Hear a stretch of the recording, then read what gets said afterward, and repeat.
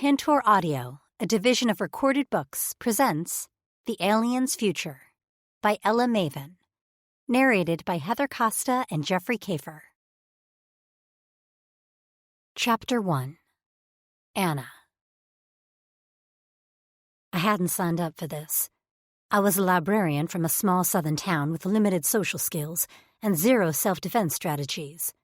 I wasn't sure I could even throw a punch. I couldn't say I'd ever really faced danger, other than that time at the beach when something slimy had touched my leg. I'd been sure that I was about to die a grotesque death as a result of 1,000 Portuguese man-o'-war stings. Never mind that they didn't live off the coast of South Carolina. Anyway, the slimy thing had ended up being just an old popped inner tube, but for a moment there I'd seen my life flash before my eyes.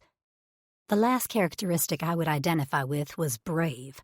But as I faced off against a gross creature in a spaceship speeding through some unknown galaxy with only my pink gel-tipped nails as weapons, I figured, well, this might earn me a courageous badge. I shuddered just looking at my adversary. Pale white skin, one eye, and a red slash for a mouth. The worst part was the little hole above its eye, which fluttered open and closed like a dolphin's blowhole. The weapon he gripped in his three-fingered hand was a long metal rod with a bulbous, spiky tip, and it reminded me of a medieval morning star, except this one was electrically charged.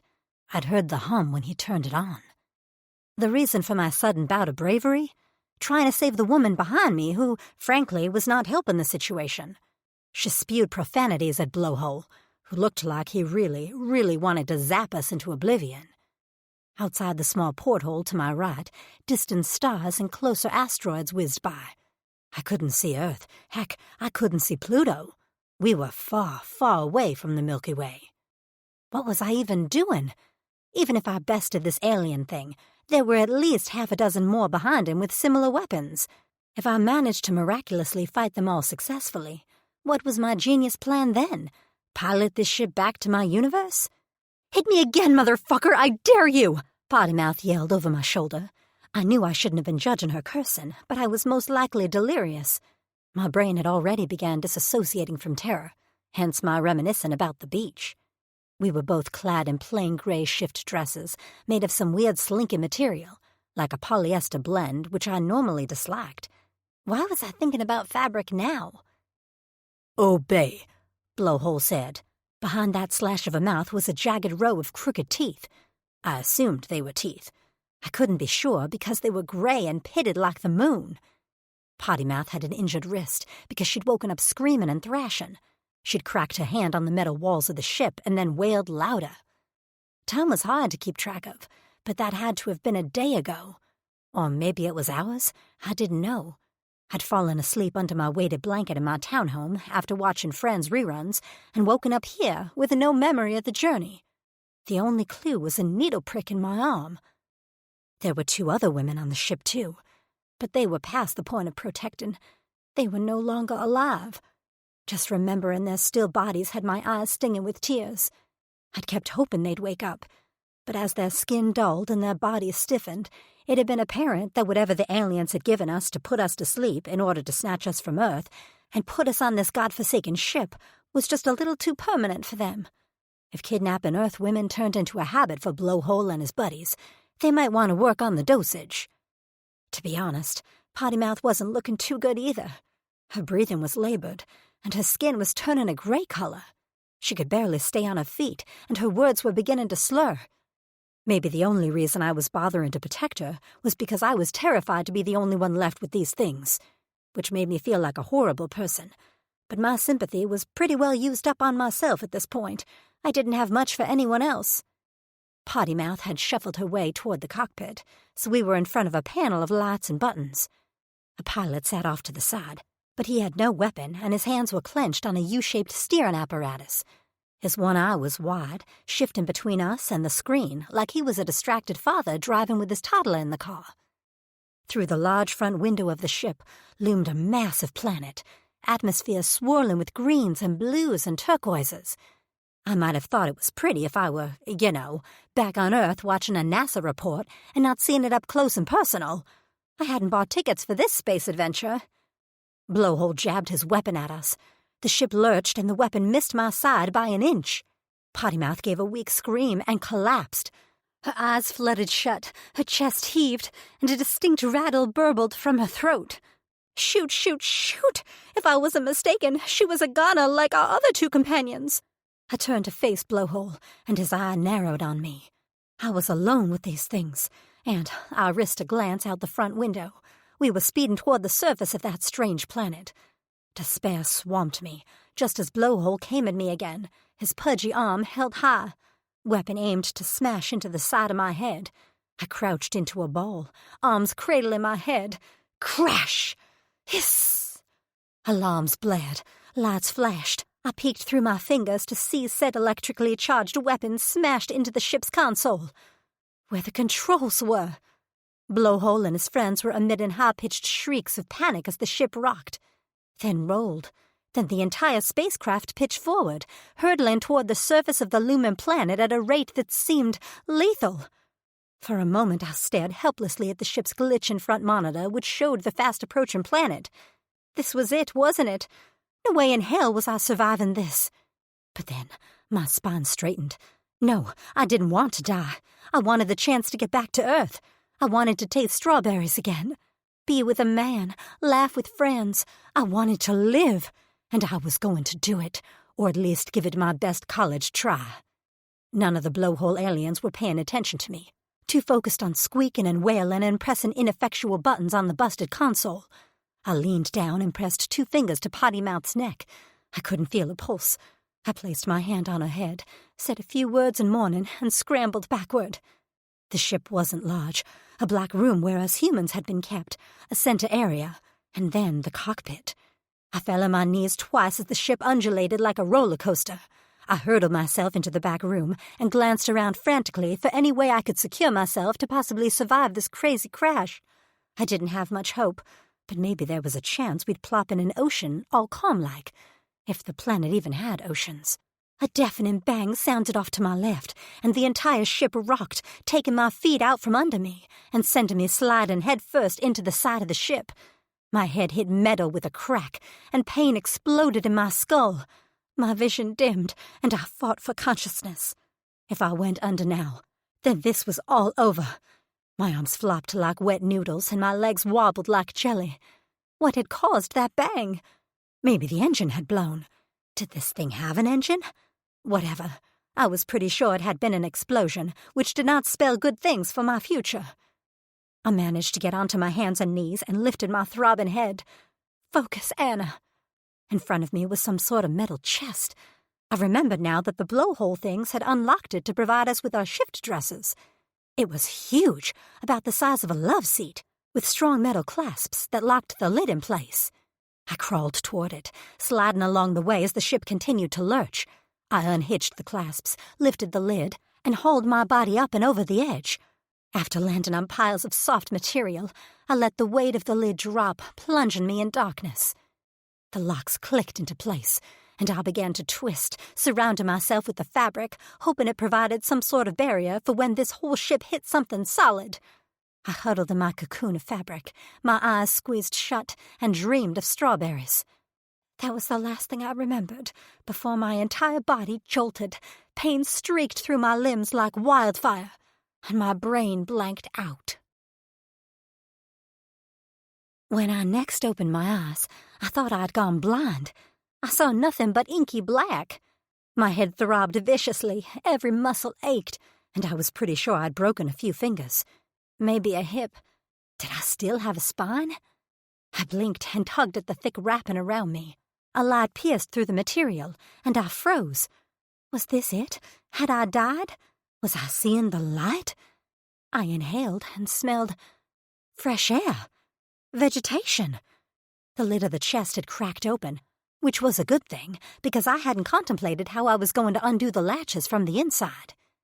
I banged on the lid with my fist, pain reverberated down my arm with every hit. More fresh air, and I sucked it in greedily, happy to be rid of the stink of the metal and grime from the spaceship. One more blow, and the lid flung open to reveal a sky. An actual freaking blue sky with wispy light green clouds. I clawed at the fabric, ripping myself out of the cocoon, and scrambled out of the chest. I hit the ground. Ground! With a thump.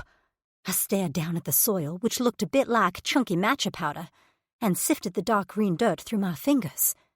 Tall grass, probably about hip-height on me, grew in thick clumps, the blue-green blades swaying in the slight breeze. I lifted my head and muffled a squeak. Ahead of me, on the horizon above a line of blue-leafed trees, was another massive planet, so close I could see glimpses of continents and water. I stared in wonder. 2 planets side by side? What was this place?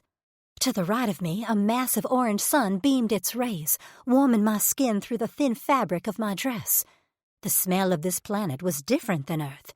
It had a fresh soil scent, but there was an underlying sweetness to it, like nothing I'd ever smelled before. The scent of hot metal and smoke wafted under my nostrils on a small gust of wind, and I glanced behind me to see the remains of the spaceship. The front end was buried in the dirt, so only the back half of the ship was visible above ground. The metal was blackened, and some of the panels covering the hull had curled and melted from the heat, revealing a massive hole. I swallowed. How the hell had I survived that crash? No way was anything alive in there. A blowhole hand lay a foot from the ship, severed at the wrist. I shuddered, a chill creeping down my spine. The bravery I'd felt on the ship fled as I took stock of my situation. I was on a strange planet, alone, no food, no idea what awaited me in the dense thicket of trees ahead. I had visions of giant spiders and saber-toothed tigers, beasties eager to eat me. I hung my head. I'd read too many fantasy and sci-fi books. My imagination knew no bounds in envisioning all the ways I could die a gruesome death. I saw no signs of intelligent life, no shelter, no ET eager to help me. Maybe I should scavenge around the ship for food or weapons. What would a heroine in my favorite novel do? Well, she'd probably have flowing dark hair and wise eyes. She'd be cunning and strong. I had a curly red mop and freckles. I knew the Dewey Decimal System by heart, and I could bake a heck of a blueberry pie. I'd won first place in a South Carolina fair a few months ago. I took a deep breath. I'd come this far and survived a spaceship crash. I puffed out my chest. I could do this, whatever it was. Deciding to scavenge what I could from the ship, I pulled some fabric from the trunk. Ripping it into strips with my teeth, I wrapped my hands to protect against the hot metal of the ship. I had no shoes, so I also wrapped some fabric around my feet as makeshift slippers. Feeling rather clever, I trudged over to the wreckage. The grass, despite its thickness, was surprisingly soft as it tickled the back of my knees. I entered the ship through a convenient massive hole in the side of the hull and began my search. I mourned the loss of the women who'd traveled with me. There weren't many bodies to be found. Most had burned up, but I tried to give their final resting place as much dignity as I could. The front end was mostly blocked off by metal panels that had scrunched up in the crash. I could see glimpses of the cockpit and some blowhole bodies. I shuddered and turned away. I managed to find some thin white things that looked like a type of cracker, and a thick paste that smelled slightly edible. I hoped it was some sort of protein, because crackers weren't going to cut it. I might still have been alive, but hunting my own food was a whole challenge I had no idea how to tackle. Honestly, I'd been considering going vegan until I'd crash-landed on a strange planet. I was deep into the ship, rummaging through a knapsack, when a low humming sounded. I whipped my head to stare at the cockpit, wondering if I'd somehow flipped a switch. But there were no signs of life. No lights, no engine. Where the heck was that humming coming from? It grew louder quickly, vibrating through the air and walls around me. A metal panel shrieked somewhere, probably knocked off a hinge by the aggressive sound waves. Icy fear slid down my spine to settle in my belly, where it churned like acid. I risked a glance out the window and froze solid, too terrified to even scream. First, all I saw was green dust. Then I could make out black shapes gliding over the surface of the planet. Bikes with handlebars, motorcycle-looking things without wheels hovering over the ground and moving at breakneck speeds. At least a dozen of them. I couldn't quite see who rode the bikes. I caught glimpses of blue masses and black horns, and that was enough for me. I ducked, hoping they didn't have amazing vision to be able to see my face through the small window. My lucky chest was at least 50 yards from the ship. They'd see me for sure if I tried to hide in there. All I had was this wreck of a ship that had been my prison once, but was now my saving grace. Maybe they were coming to salvage parts, or to check for survivors to eat with gnashing canines. Oh, Lord, oh, Lord, oh, Lord, I chanted as I whirled around, searching for somewhere to hide. A cabinet door hung loosely from the ship's side. I ripped out stacks of cords and circuitry from inside, then squeezed my body into the narrow crevice. I shut the door just as the roar of the bike stopped, and a voice called out a command in a language I didn't know. Sweat dripped down my temples, matting my hair and slipping down my cheeks to drip off my chin. The metal was still hot as heck, and I felt like a lobster in a pot. Still, I sucked in a breath, squeezing my eyes shut as the first footsteps clumped onto the metal floor of the ship. The footstep was loud, heavy, and I couldn't imagine who the foot belonged to. Could they smell me? My sweat? My fear?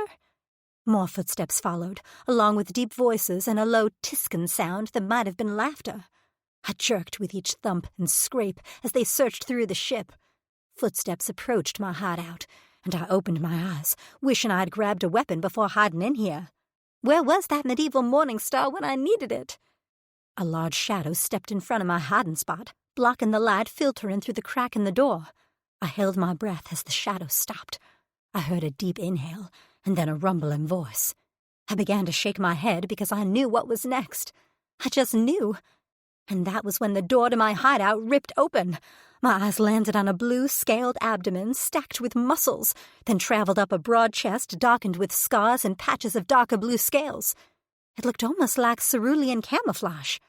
I continued my gaze up, to a slightly humanoid face, mouth, nose, and 2 eyes.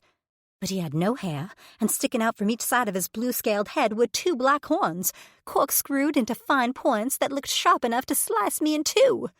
And swishing behind him was a thick, scaled tail tipped with a spiked metal band. At his back, at least a dozen more aliens stood, all blue like him, gaping at me. His lips twisted up, mouth opening to reveal 2 rows of teeth and 2 long fangs. He spoke a sentence, and while his words were nonsense to me, I got the impression he'd said something like, "Well, what do we have here?" I opened my mouth, and I screamed bloody murder. Chapter 2. Anna. I didn't wait to see what they planned to do. I turned into a tiny whirlwind, hurling myself from my hiding spot and streaking toward the exit.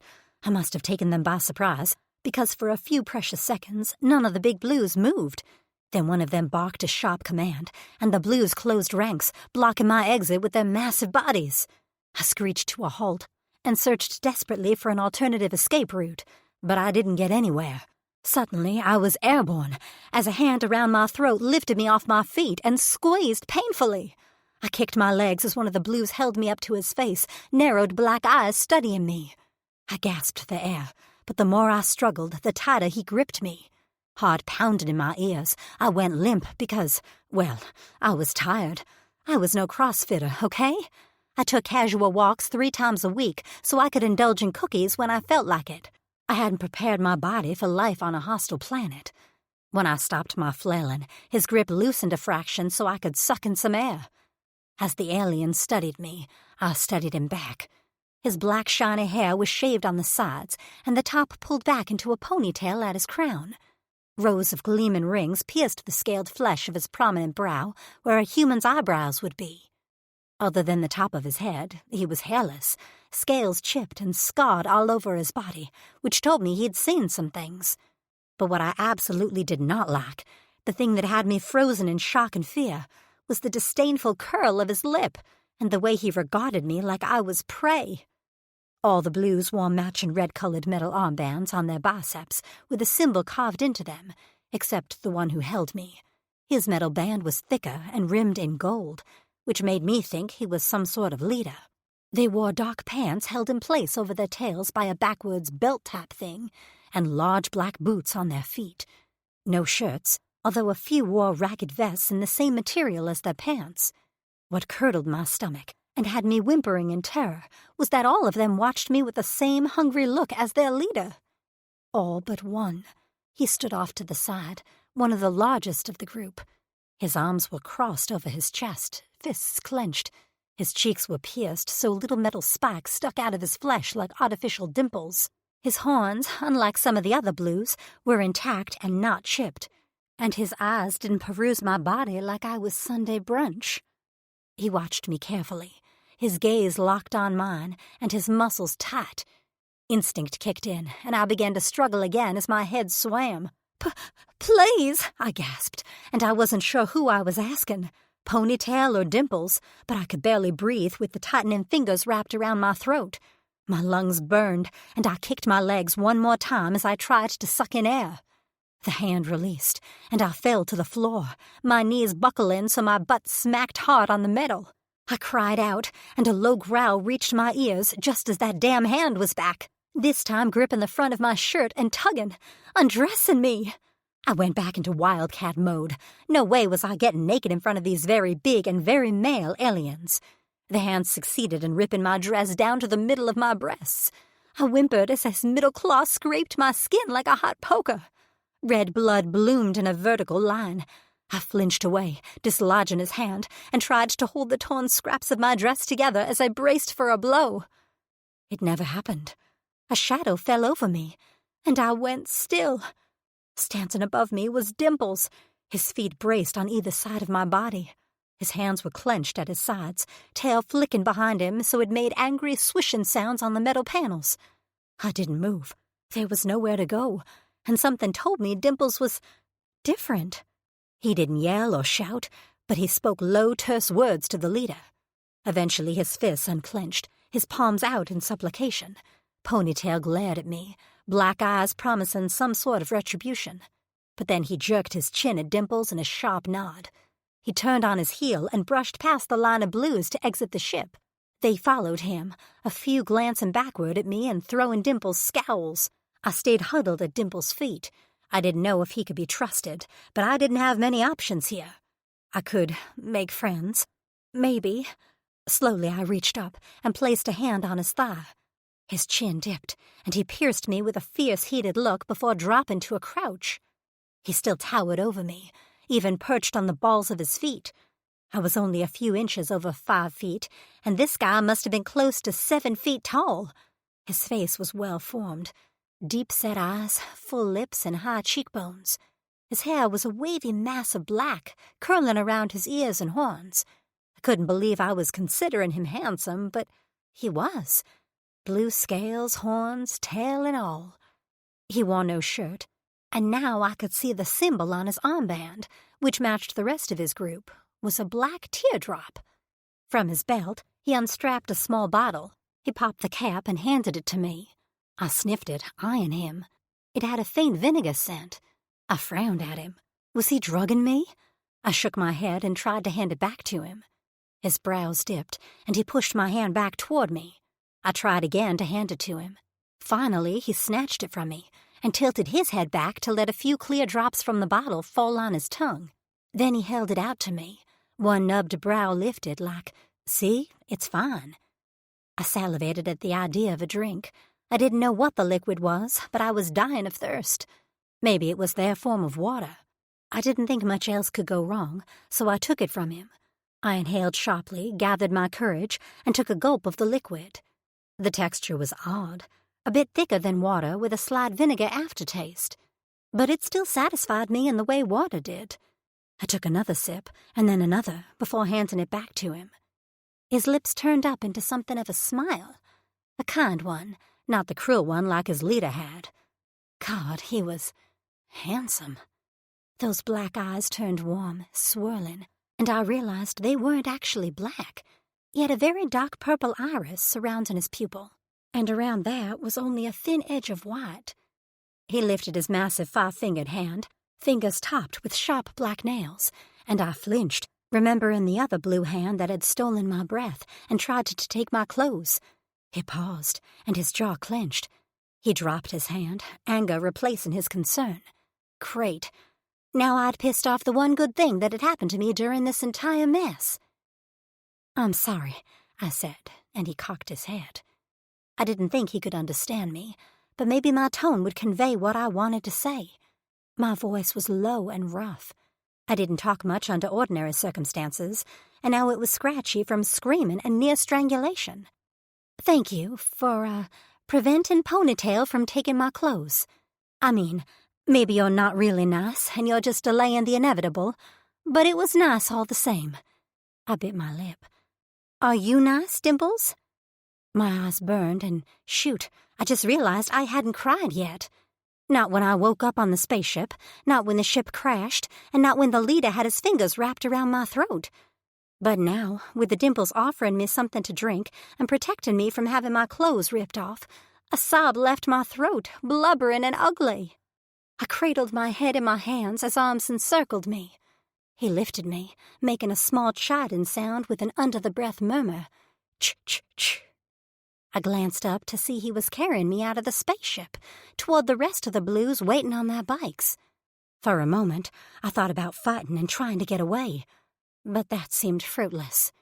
I only had my 2 feet to carry me, and these aliens had machines. They would catch me in an instant.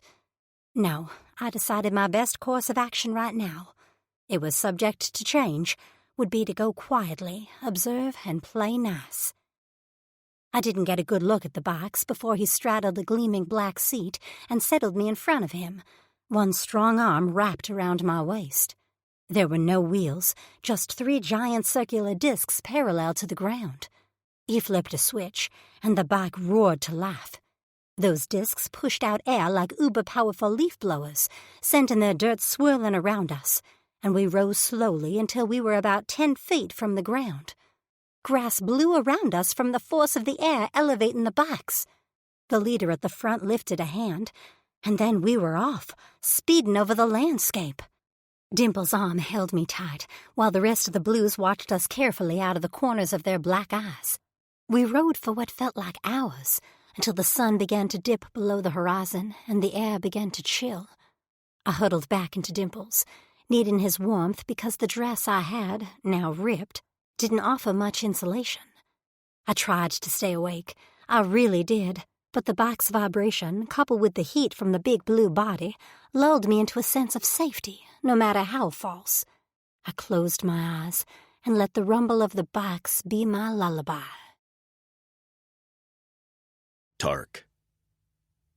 The small creature in my arms fell asleep. When she'd first gone limp, I'd worried she'd died, but her chest still rose and fell, and I could feel the steady beat of her cora. She was so fragile, her flesh unprotected.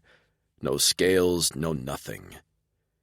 I stared at the scratch Bolt had made on her skin with his claws. Her red blood had dried now, and the sight of the wound still had me barely suppressing a roar as my machetes itched to lift under my skin and hurt the one who'd made her bleed. I'd never felt like that before. I'd seen plenty of blood and death in my lifetime, but nothing had riled me like seeing her in pain. In fact, I'd felt her pain like a burning slice on my chest, so strong I'd had to glance down to make sure a claw hadn't cut me. Flecking Bolt. He hadn't thought of the consequences of gripping her throat like that and slicing her skin. I didn't even think he noticed she couldn't breathe. All he'd been interested in was figuring out what species she was, and if he could use her for his own advantage. Thank Fatus I'd been able to get Bolt to back off. I wished I'd had more than Qua to offer her, but I'd already eaten my Tane and Monstra rations. I was sure she needed sustenance. Who knew how long she'd been on the Ragul ship? We'd been out scavenging when we saw the ship plummeting in the distance. I still wanted to return to the wreckage to see if any parts could be salvaged, but the health of the little thing in my arms came first. I focused on riding my bike when all I wanted to do was stop and make sure she was all right. She was female. Her breasts were visible beneath the thin shift she wore. But she wasn't Drixonian. Her flesh was pale, nearly without color.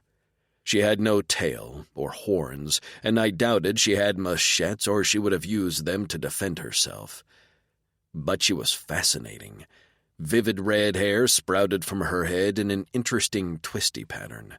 Her pale face was spotted with tiny brown dots. Something about her tugged at me, pulled at my cora, made it beat faster and harder. Fatas gave us what we needed when we needed it. For a long time I'd thought she was punishing us, but this female made me wonder if Fatas had decided to bless us again. I knew with every fiber of my soul that I had to protect this female. Bolt would try to take her, and I didn't have any hope he'd treat her kindly. He was cruel on a good day to his most trusted warriors, because he thought the only way to lead was to put down those around him. This little fragile female would be just another tool to exert his dominance. I knew one thing for sure.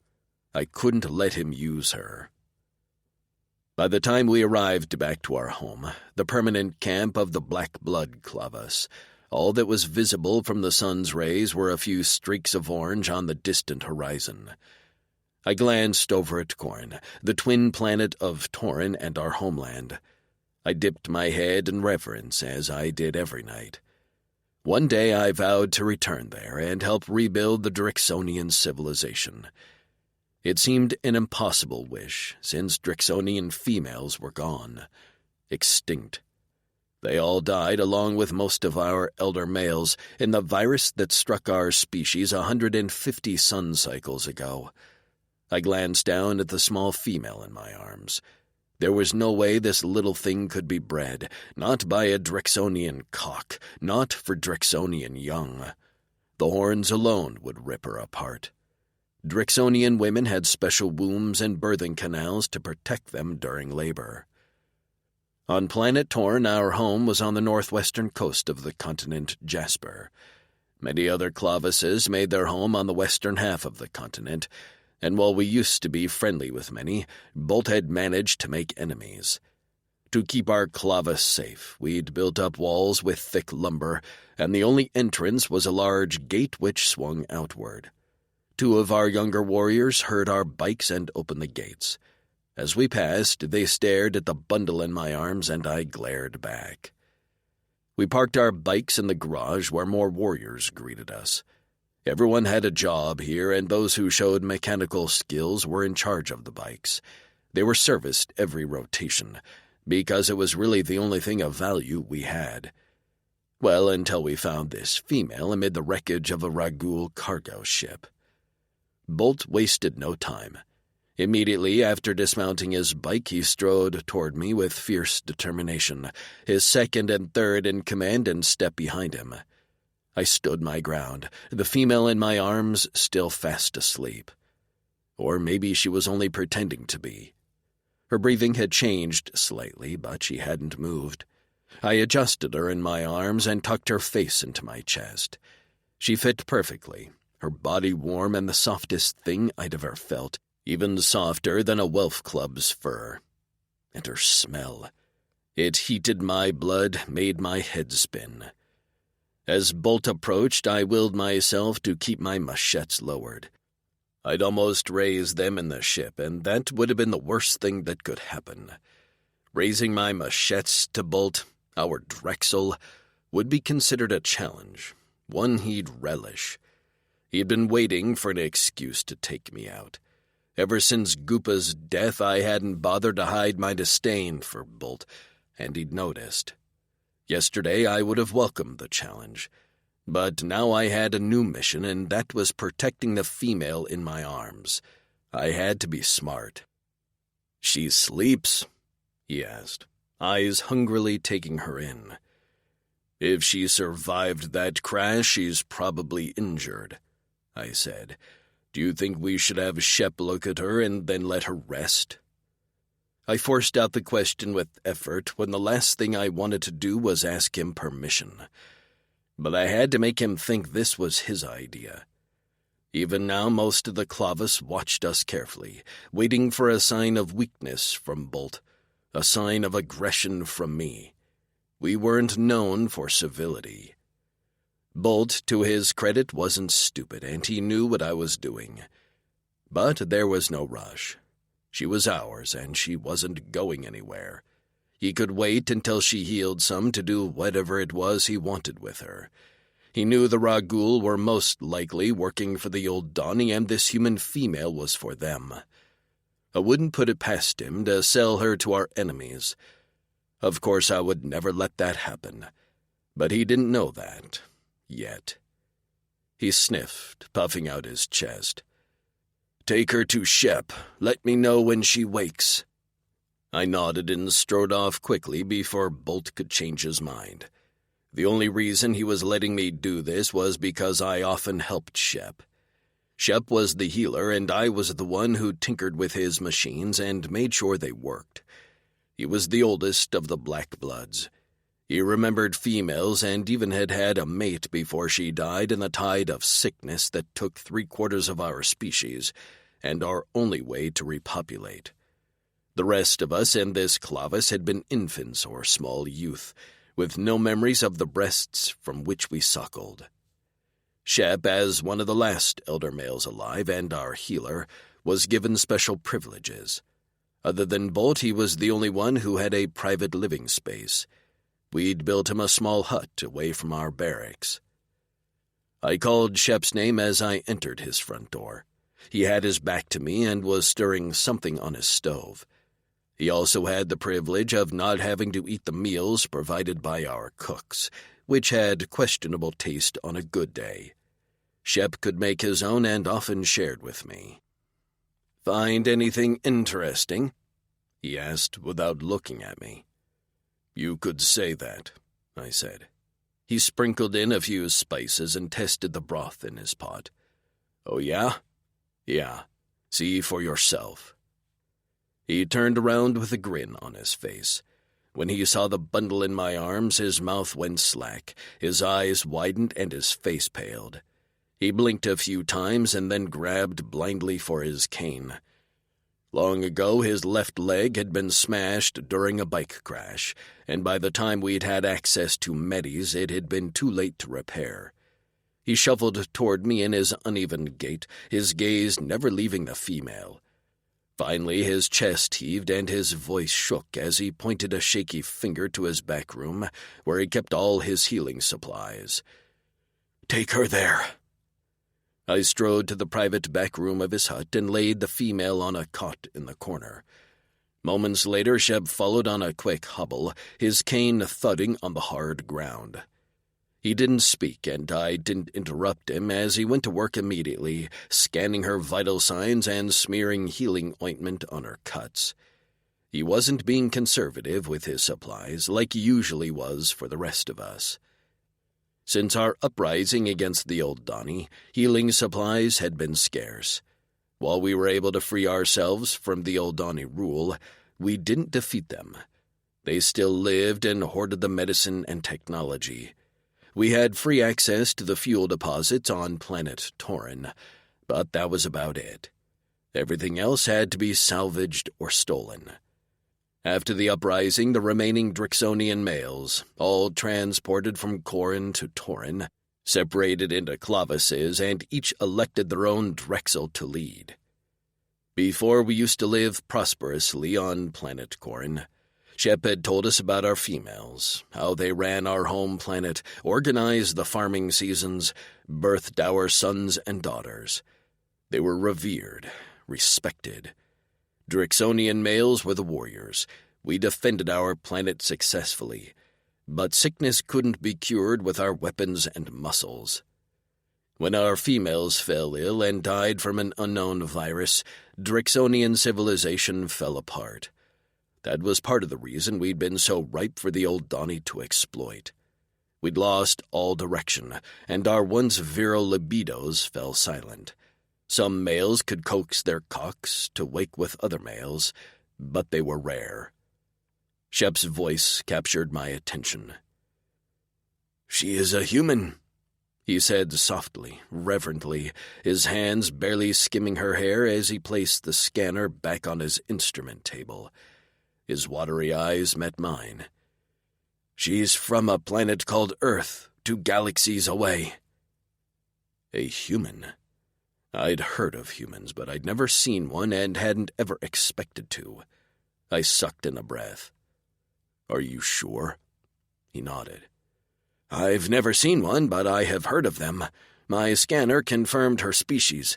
I don't know much about them, and without access to the Irinian Galaxy network, I can't learn more. The last update on my system was before the uprising." When we'd gone to war with the Old Donny 50 sun cycles ago, they'd destroyed all the towers that connected us with a network but one. And that last one could only be accessed from the Old Donny fortress, which Drixonians couldn't get near. They lived on the eastern half of the continent, and the two halves were separated by rugged mountainous terrain. I ran a finger down one of her slender fingers. "We found her on a crashed Ragul ship." Shep sighed. "They're the only ones with the tech and power to travel that far." She looked even tinier in the massive cot fitted for Drixonian males.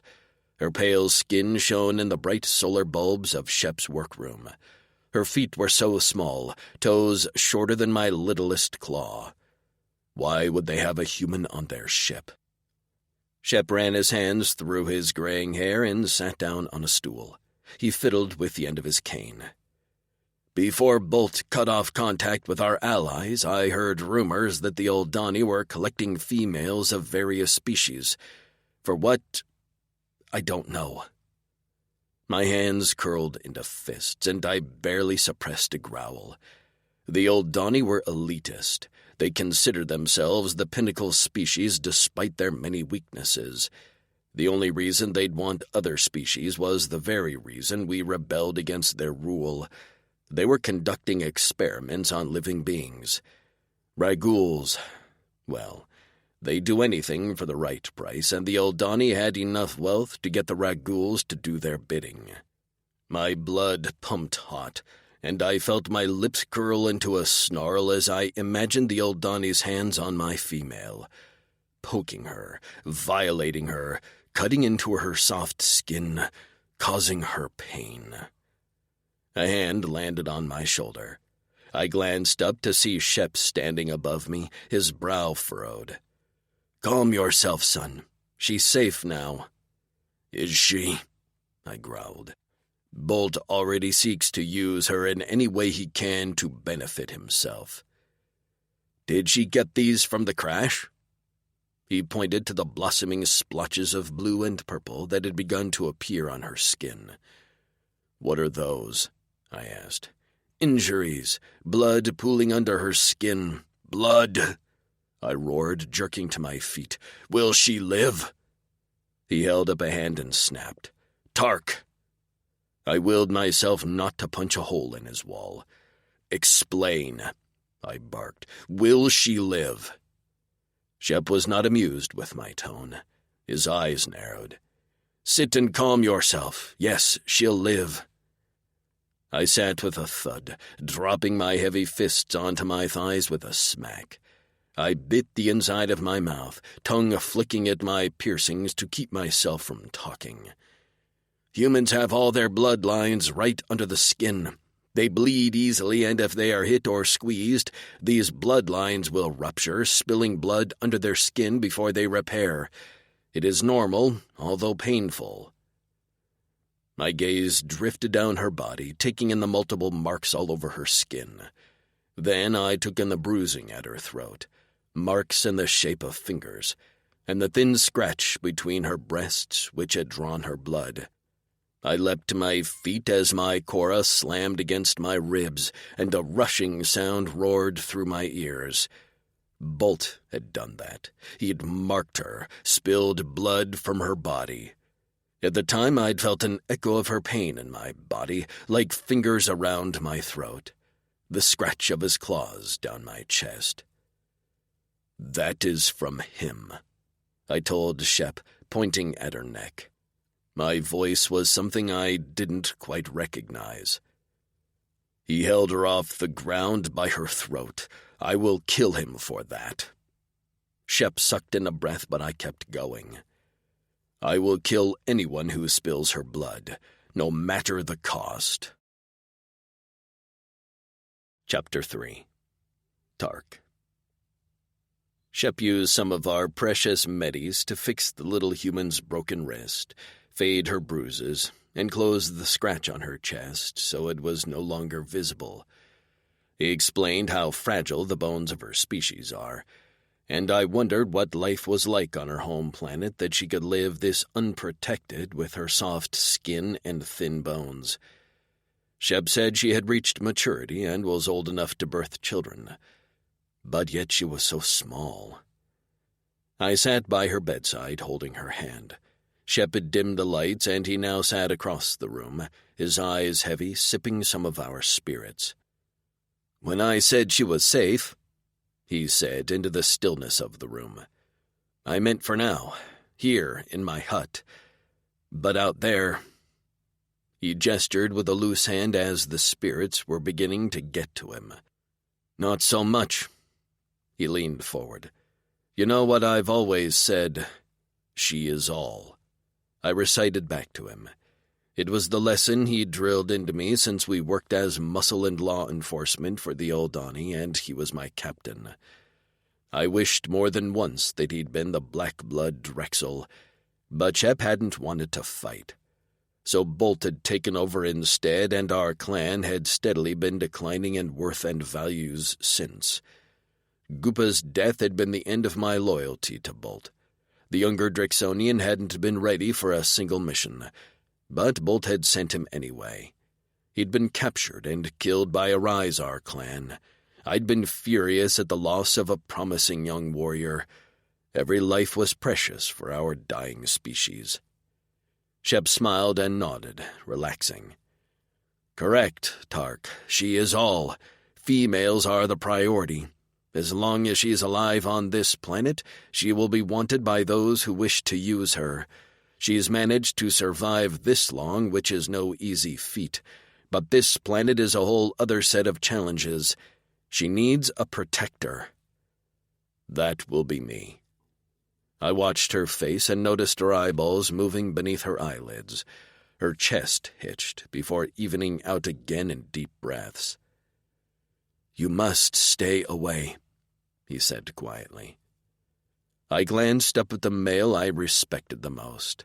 Both of my parents had died of the sickness early before we knew how devastating it was going to be. Shep had been like a second father to me. I knew what Shep meant and the sacrifice I'd have to make. I swallowed. "I will miss you." He grinned big and wide, showing a row of strong, sharp teeth. Despite his age and injury, Shep was still healthy and built, his broad chest swollen with muscle. "I will miss you too, son. Will you come with us?" He shook his head. "My place is here. I sense a change coming, and I think I'll need to be here to help clean up the mess. I might not admire Bolt, but there are plenty of males here who show promise to be good and productive." A wistful look passed through his eyes. "Like you." I clenched my jaw as regret soured my stomach. I should have challenged Bolt a long time ago. "No, I think it's all shaking out as Fatus intended, and if I can play a part in getting this female to safety, then that's good enough for this old man." "You're only 300 cycles old," I said with a laugh. Drixonians lived about 500 sun cycles. "Well, I'm twice your age." He rose to his feet, leaning more heavily on his cane than usual. "I'm going to get some sleep before the sun comes up in a few hours. I suggest you do the same." It would be hard to sleep. My body felt on constant alert around the female. Shep pressed something into my hand. I glanced down at the small disc. It was an old translator implant. I hadn't seen one for 100 years, not since we worked as defense for the Oldani. "This needs a new QR chip, but this is the last implant I have. I'm sure you can replicate it if you find the parts. A good place to start would be the Ragul spaceship." He squeezed my fingers before stepping away. "Take a day, gain her trust, and make a plan. Then leave here, scavenge the spaceship, and disappear."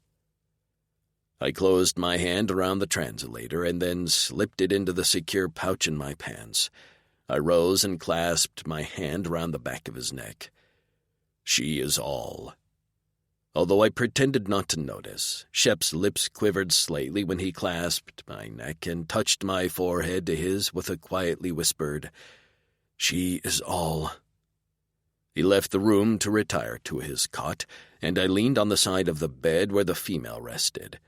I'd remain here until she woke up, and then I had to find a way to make her understand she was safe. I patted the translator in my pocket. The sooner we could communicate, the better.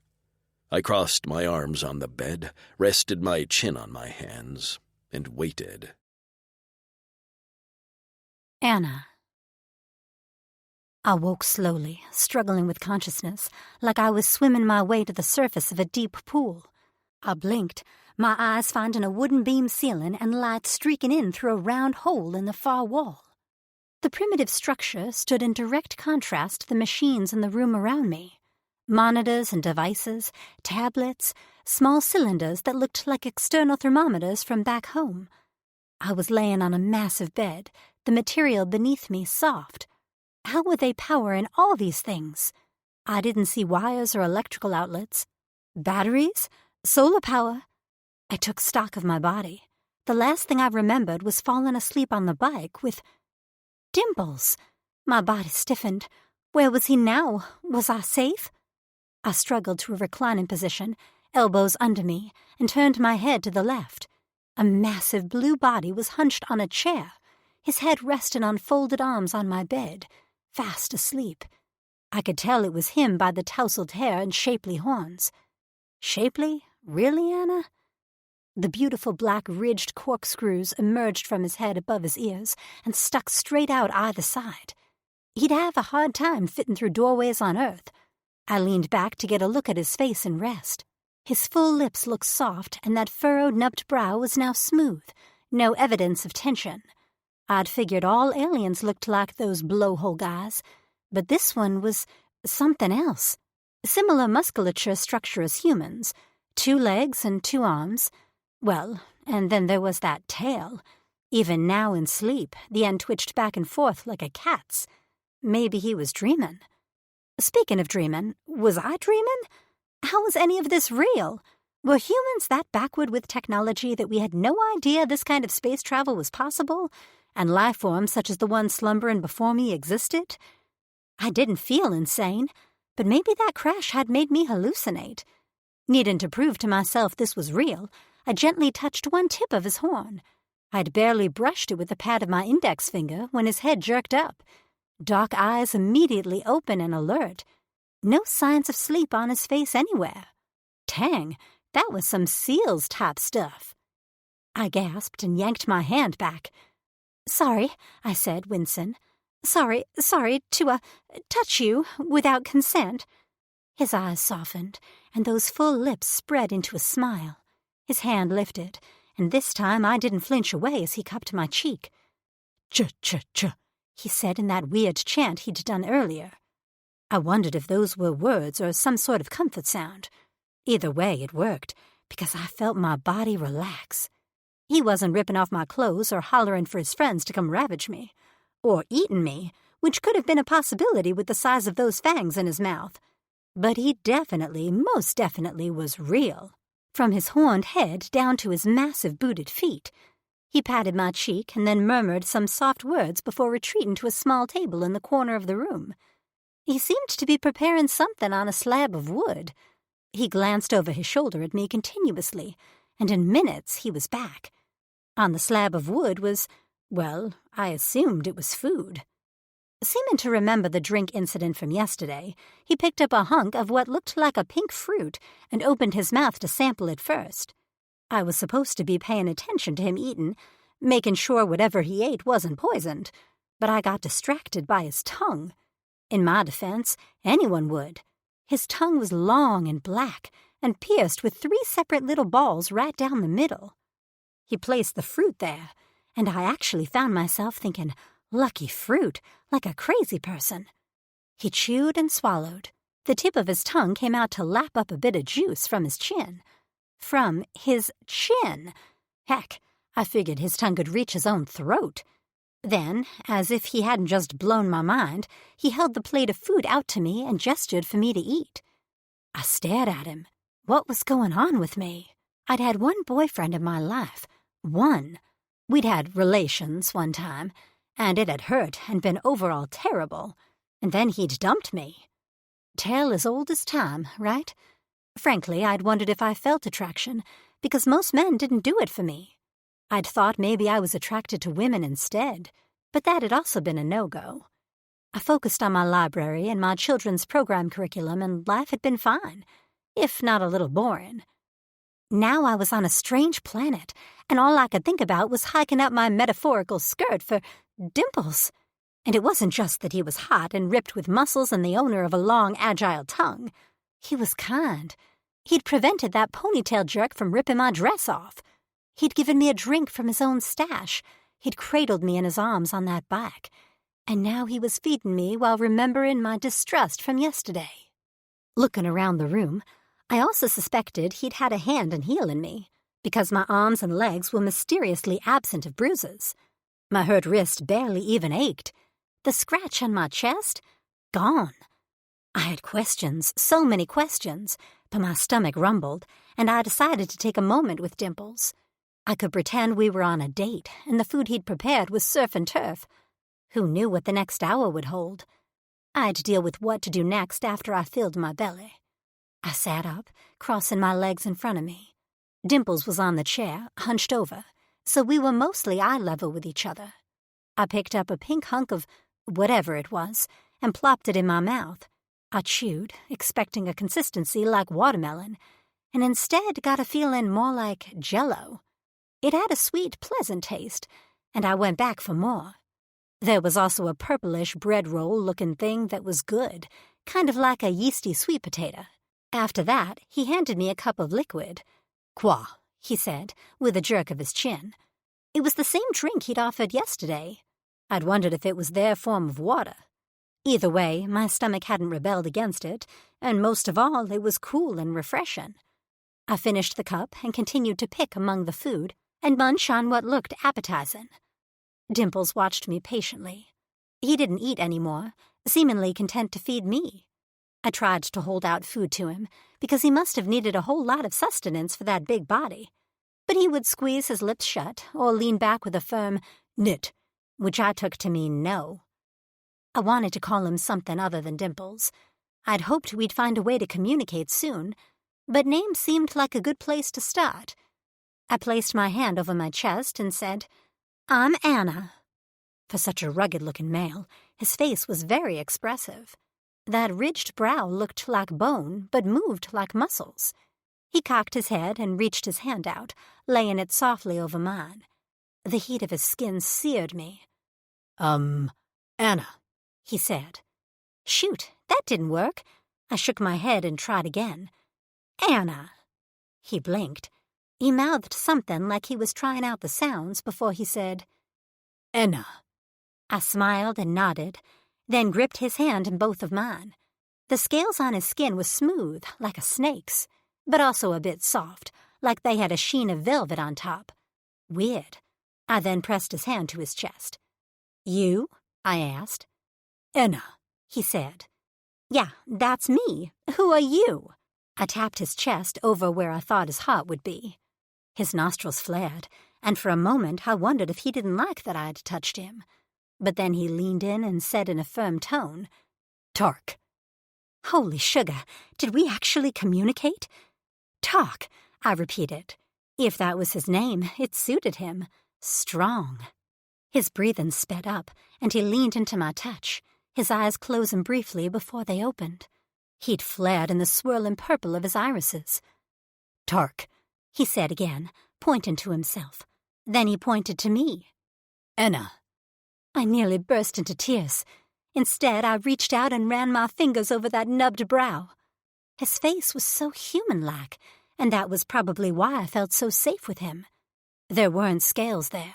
In fact, his face was rather smooth, the lighter blue skin stretched tight over high cheekbones. He let me touch him, even as I sifted my hands through his soft hair and scratched a fingernail on his rigid horns. He seemed to like that the most. his lips parting and his head turning like a puppy wanting scratches. I eventually took my hand away, unsure how far to take it.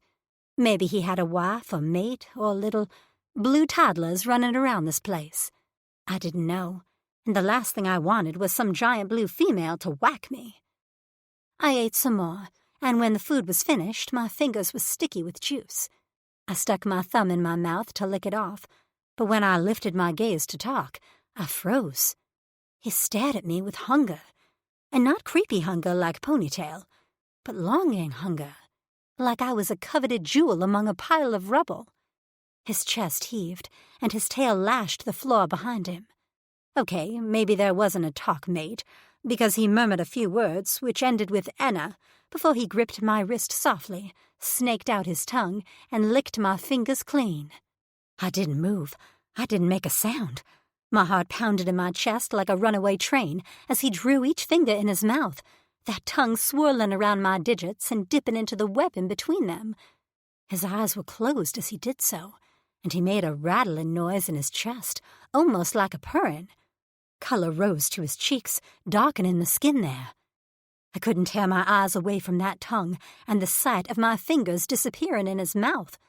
His metal piercings massaged my skin. Warmth pooled in my stomach and slid lower. Fear mixed with arousal. Was he licking me before he took a bite? Was this like a mama cat cleaning a kitten? Or was this erotic?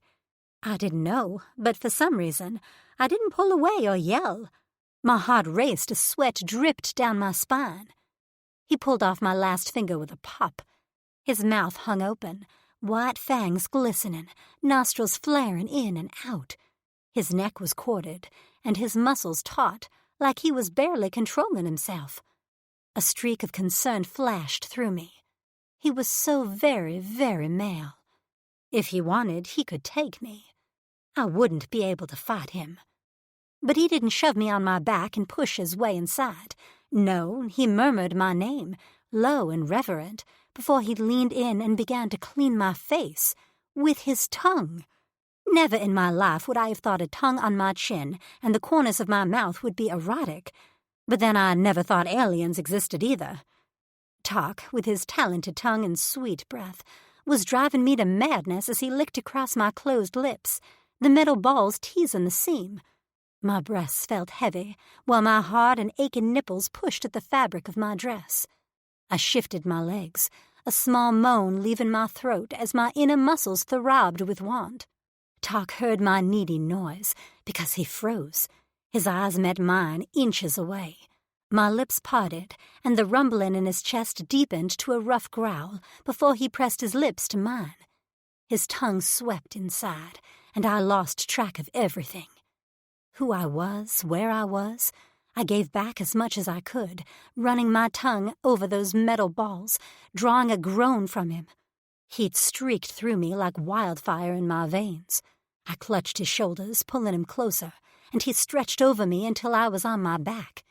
And still, he kissed me, tongue studying every recess in my mouth, like it needed to learn me inside and out. I wanted that tongue elsewhere, on my neck, my breasts, between my legs. What the heck was happening to me? I pulled back on a gasp, looking up into his vivid purple eyes, which had lightened. His lips were red and swollen. I didn't know what to make of my actions. This wasn't me. Was there some type of aphrodisiac in their food, their drink? Because this was crazy. Yet I couldn't deny there was a strong pull toward him. Only him. I hadn't met many of the others yet, but I knew in my heart none would compare to Talk. Still, this was insane.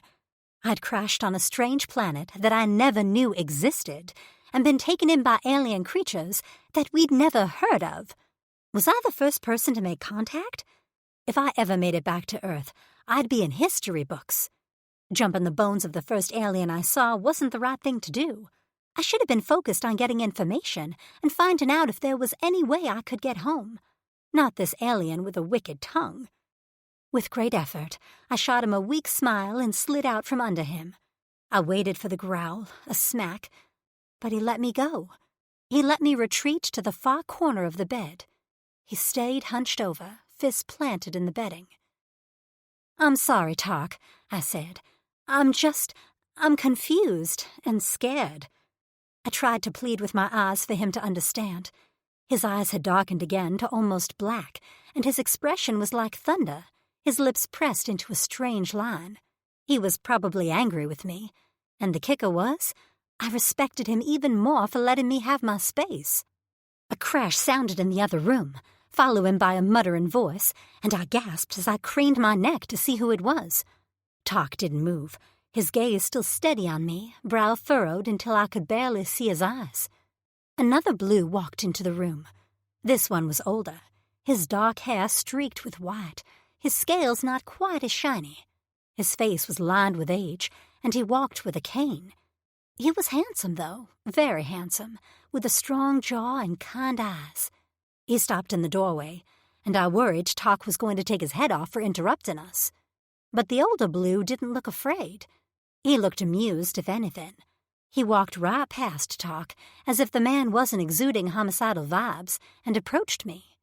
He picked up a scanner and began to run it down my body. I let him because he wasn't touching me, and something told me he was responsible for the medical paraphernalia in here. The man spoke again before slowly turning to eye Talk. I realized then he'd be talking to him, not me. Talk said something through gritted teeth. Older Blue answered with a few terse words, and whatever he said pissed Talk off even more. His tail smashed into the plate I'd eaten from, sending it flying into the far wall before he stalked outside. I watched him go, my heart sinking. I didn't want to feel guilty for stopping our kiss, but I also wished I could tell him why I stopped. I looked at Older Blue hopelessly, and even though he couldn't understand me, I still asked, "Will Talk be okay?" Older Blue just smiled, placed his hand lightly on my shoulder, and nodded. I let that soothe me, because I didn't have much of a choice. Time was a hard concept for me, but it seemed like Older Blue spent a good hour checking me out. His touch was gentle and clinical. It also did nothing for me. I had no desire to kiss Older Blue, despite the fact that he was very attractive in a silver fox kind of way. Nope, I wanted none of it. I just wanted Talk back, and as the time dragged on, I worried he wouldn't bother returning. Chapter 4. Tark. We'd built our settlement around the 5-story former living quarters of a rich Old Donny town. Most of the area had been damaged in the uprising, and all of the Old Donny had fled to the east of the continent. Most Drixonian clavises, there were many of us, had settled into former Old Donny dwellings vacated during the uprising. The 5th floor was mostly missing and a bit of the 4th as well, a result of the Old Donny sabotaging their own structures to try to make them unlivable for us. But Drixonian males had learned a lot since our females died. We'd learned how to be resourceful. We'd managed to rebuild what we could and settle into what was left. Most of the solar panels had been salvaged and provided fuel for our cooking units and cleansers. We rationed everything, and while the Drexel was supposed to abide the rations, I knew Bolt coveted much of the solar power for himself. Flecking selfish. After we'd freed ourselves from Old Donny's service, as Drixonians separated into small clavises, pledging loyalty to Drexels who had proven themselves. Some clavises still worked to maintain the peace, which had always been our jobs, while some worked outside the law. We were friendly with some, while we avoided others at all costs. Bolt originally had led us to be one of the good ones, but greed had eventually captured his attention. He cut off most of our allies and focused on raiding. I could challenge him now, but Shep was right. And it would never be safe in a clavis, and not one with so many Bolt faithful. Even if I killed him, there would be those seeking to overtake me. Living as a lonus was best. No clavis or brothers. But I'd have Enna and she'd be safe. I'd miss my brothers and, most of all, Shep. After my parents died, he'd taken me under his wing. I'd served under his command for the Old Donny. He'd been my mentor and role model. I strode toward my room, avoiding eye contact with other males. As one of the older members of the Clavis, I was afforded my own room on the 3rd floor. Of course, I wasn't older by much.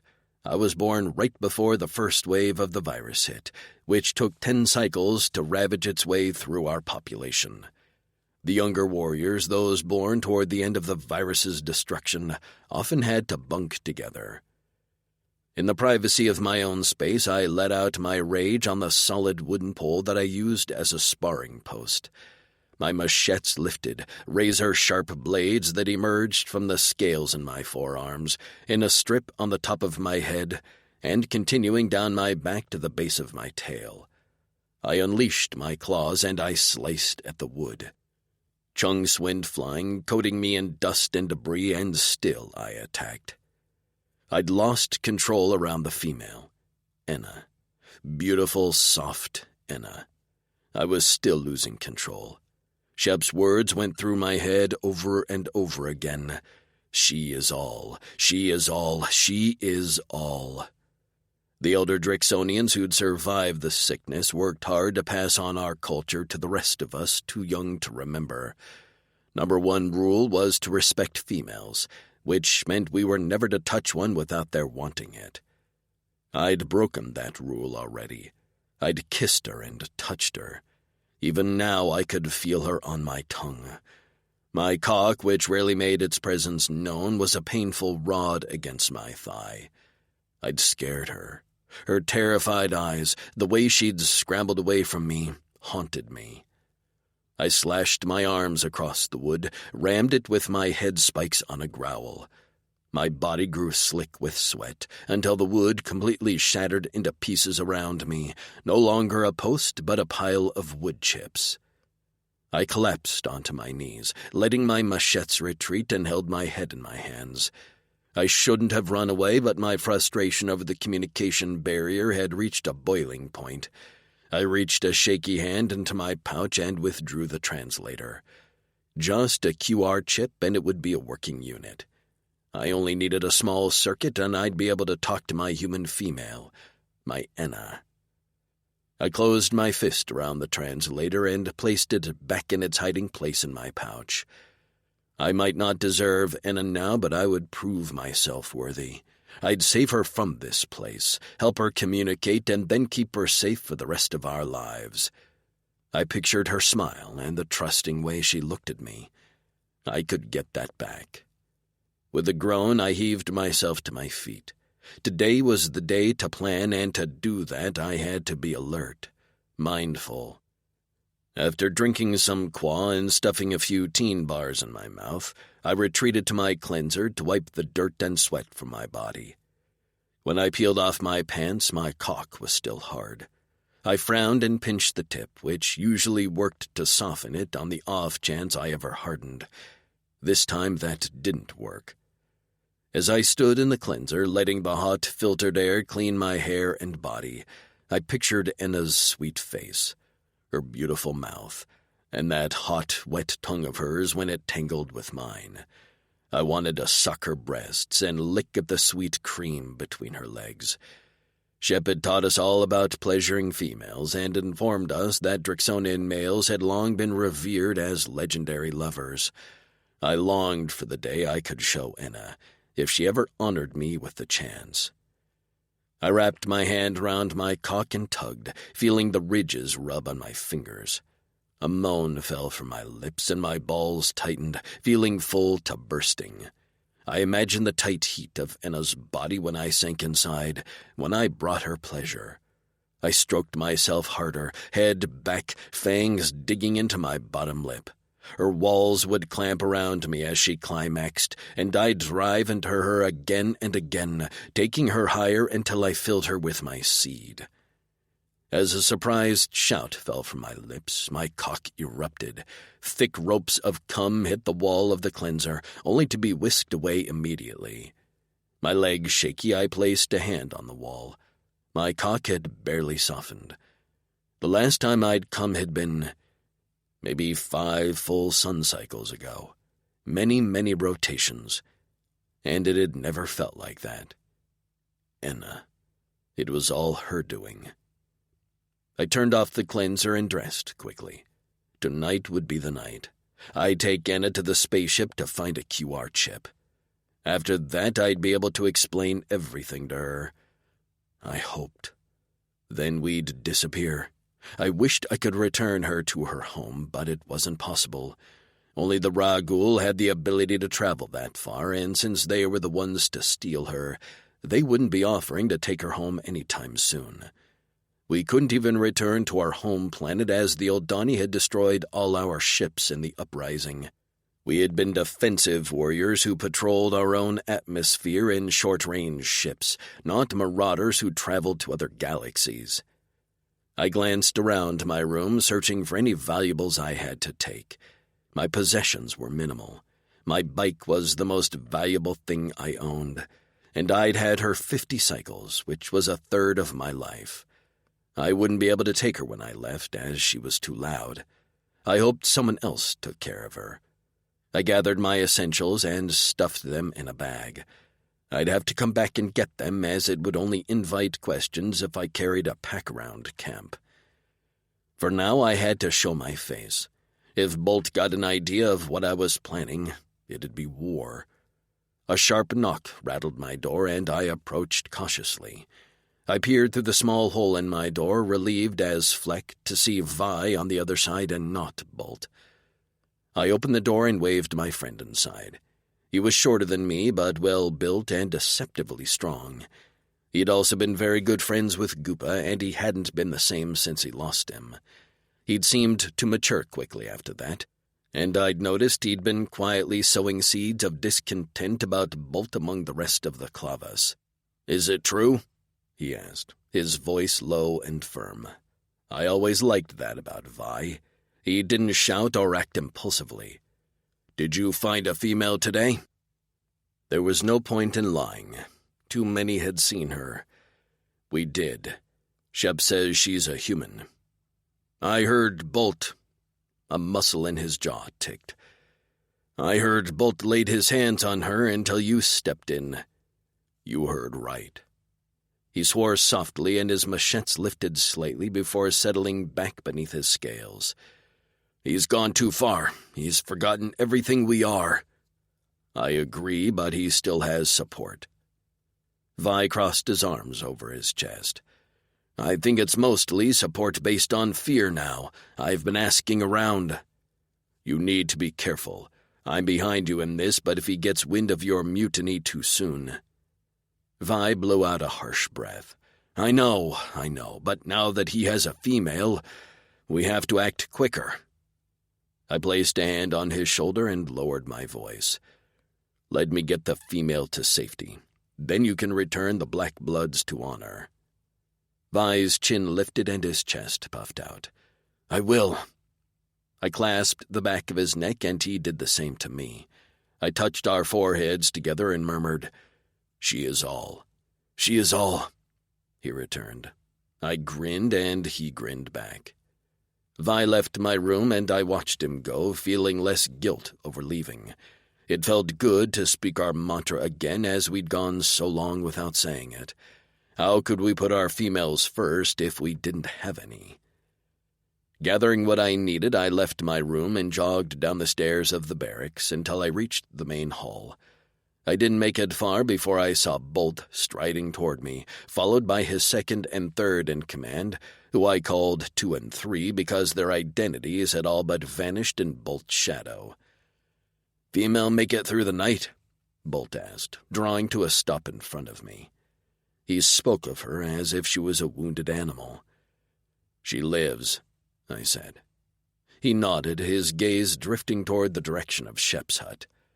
"I have to ride out today. Scouts have reported some activity from the sharp-blade Clavis in our territory. I'll be back tomorrow morning, and then I want to see her."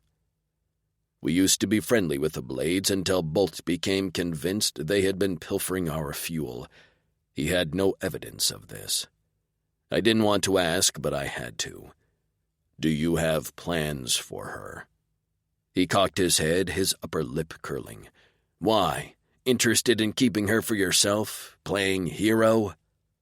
I clenched my teeth. "You forget where we came from." "Of course I do, Tark," He held his arms out to the sides. "Do you see any Drix females about, I didn't respond as he stepped closer. "No, you don't, because they're all dead and they were the only ones who could continue our species. You and Shep can fleck off with your she is all bullshit. There are no more she's. There is a female alien species who we can use or sell to benefit all of us. I'm sure the old Donnie will hand over some medis in exchange for her.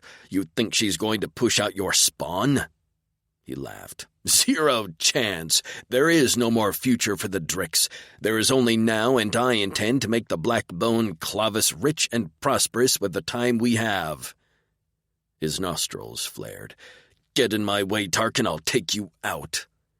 He grinned cruelly. "But not before stuffing that little female with my cock while you watch." He gestured to 2 and 3. "Watch him and the female. Guard the gates. No one in or out until I get back."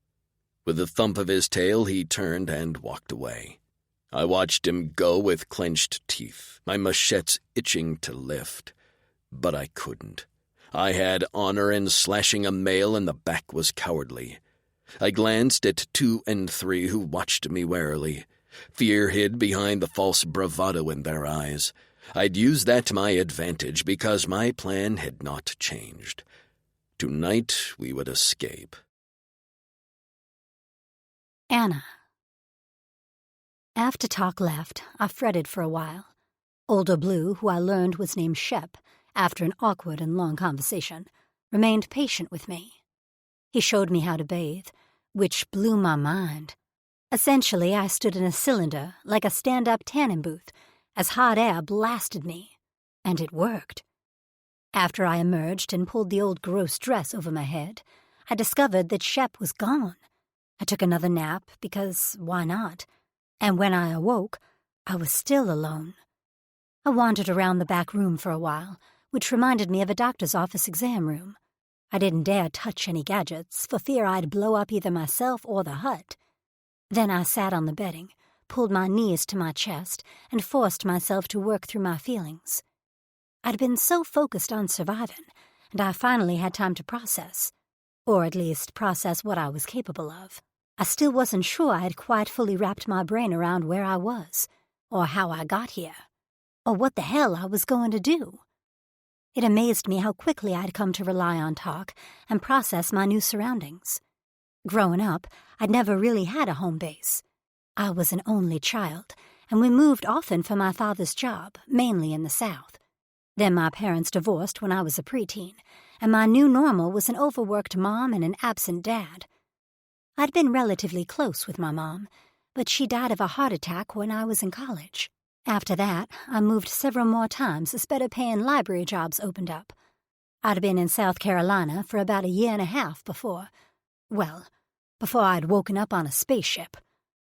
I had a few friends who would miss me, but probably not anyone who would actively push to find me. I hadn't talked to my dad in 3 years. I'd learned to adapt quickly to new circumstances, but those circumstances still had boundaries and certain parameters since they were all on, Earth. I'd always been a curious person. As a kid, I loved fantasy books and used to analyze the black and white maps in the front of the books. Tracing my fingers over the little triangle mountains and the squiggly line oceans, I'd close my eyes and picture another world. Of course, that'd been from the safety of my bedroom, where the only stars were the glow-in-the-dark ones on my ceiling. Yet now that another world was my reality, I wasn't losing my mind, only mildly freaking out inside. I could only surmise that the source of my semi-calm was Talk. Something about him made me feel safe, and I wanted to explore that. Maybe that made me a little loony, but if focusing on Talk helped me cope with my current situation, then I was going to go with it. Anything was preferable to losing my mind. Deciding to explore a bit more, I left the bed and crept to the front room of the hut. The walls reminded me of a log cabin, thick, rounded trunks held together by a blackened substance. A table stood off to one side with a few chairs, and in the other corner was a smaller set of bedding. This looked to be more like Shep's living quarters. A pair of boots stood in one corner, and some pants hung over the back of a chair. I wondered what Talk's home looked like. I wrapped my fingers around the door's handle and pulled. The door gave way, a bit of light spilling inside. I gasped and quickly shoved it shut. I had assumed they'd locked me inside. I could open this and just walk out, maybe escape. But the thought of striking out on my own on an unknown planet sounded like a terrible idea. Even though I had no idea what awaited me in my future, talk seemed like my best bet. Not that I was ever good at betting. I sighed and slipped over to a window. Earlier I'd heard noises outside, so I didn't think we were in a secluded area. I peered out, hiding in the shadows as best as I could. I wasn't risking the chance of walking out there alone and getting snatched up by Ponytail or worse. Was there worse? Probably. From what I could see, we were in some sort of encampment or settlement, except it looked like it had been through a war. At the end of a cracked road stood a large apartment building. The top floor was shorn off, and half of the floor below it. Through a hole in the bottom floor, I could see more blue aliens milling about. A lot more. Many walked along the road or stood outside a large garage structure, where they knelt next to dozens of hoverbikes. The blues were strapped with weapons and had multiple piercings on their faces. I thought about Talk's tongue and wondered where else these aliens had hidden piercings. I shook myself. It's not the time to daydream, Anna. I craned my neck to look outside as far as I dared. In front of another building, racks of what looked to be animal skins dried in the sun, while more aliens knelt over buckets of liquid, dunking clothing and scrubbing them clean. In a larger courtyard area to my left was a large fire, and many aliens stood around, stirring things in pots and eating. Their technology interested me. Many had a gun-like device strapped to their belt. Their medicines were superior to ours, and that shower thing was definitely like nothing I'd ever seen before. I still couldn't figure out how that air had cleaned me, but it had. My hair shone and my skin nearly glowed, but their camp seemed on the primitive side, hand-washing clothes and cooking over an open fire. How did they get their tech? If they stole it, I was curious who they stole it from. One thing I didn't see: females. Unless this species had no distinguishing features between males and females, which I kind of doubted. No females with breasts, no couples who looked to be together. Nothing. Just an entire camp of about 50 big blue males, plus little old me. I sucked in a breath and slid back farther into Shep's house. This was even worse than I thought. What did they plan to do with me? And now I'd pissed off Talk. The thing was, I was less upset that I'd hurt the only male who'd been nice to me, and more upset that I'd hurt him. The sweet, gentle protector who'd kissed me until I didn't know my name. The door swung open with a bang, and I jumped back, expecting Shep, but instead Talk's wide frame entered the room. His brow was furrowed, lips thinned, and all my hopes that his anger had cooled during the time he was gone were dashed. "Talk?" I said softly, stepping out from the darkness of the corner. His head turned to me. His great chest heaved, and then his face softened. "Anna," he said, holding out a bundle. He placed it on the table and pushed it toward me, then gestured to it with his hand. I unfolded the fabric to reveal a pair of pants and a shirt. Both were crudely sewn, but they looked like they'd fit. I hadn't seen a single male out there even close to my size, which meant he would have had to make these himself or have someone else make them. Either way, he'd made the effort to find me clothes that fit, enabling me to wear something other than this horrid dress that made me think of those blowhole jerks.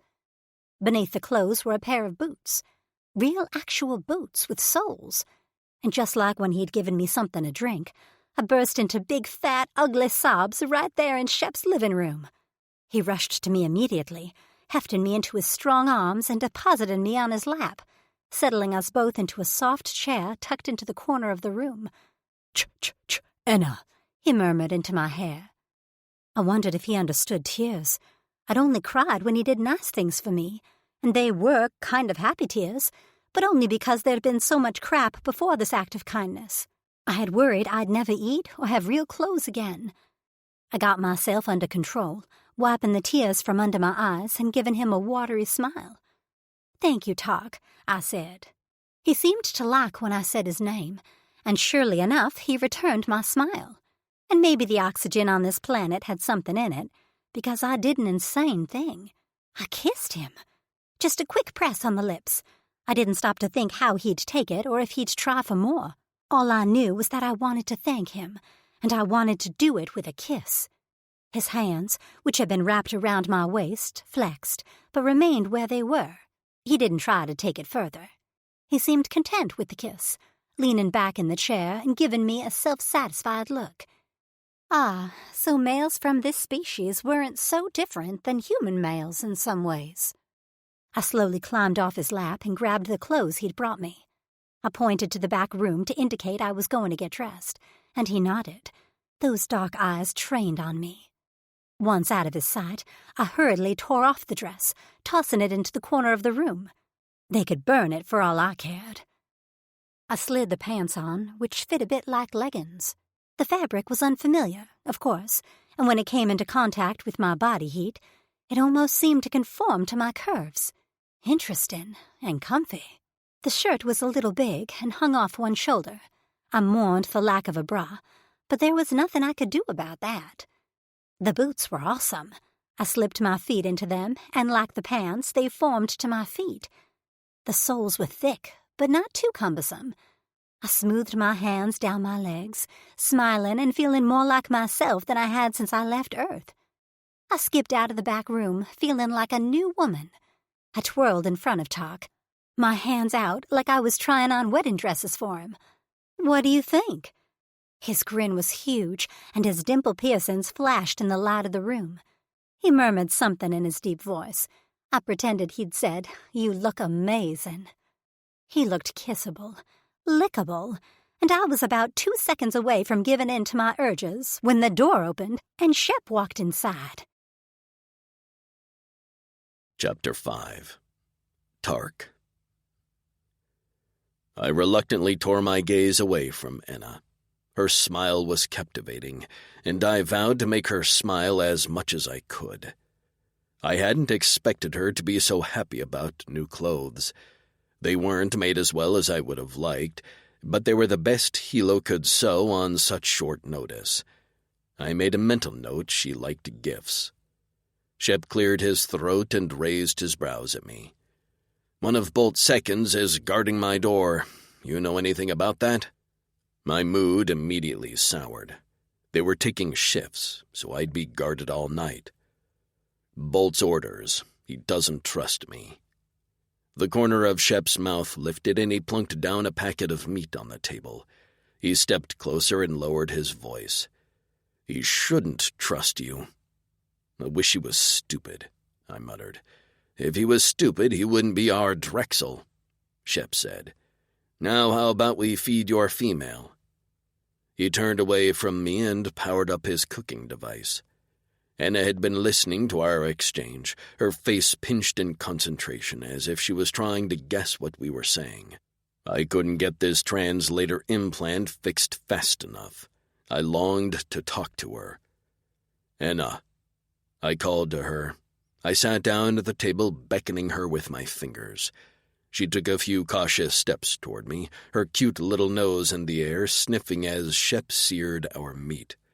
Despite the empty chairs, Anna perched herself on my lap, and my chest nearly burst with pride. I wrapped my arms around her and inhaled the scent of her clean hair. In minutes, the three of us had plates of antella meat with some vegetables from the Clavis' garden. "What's your plan?"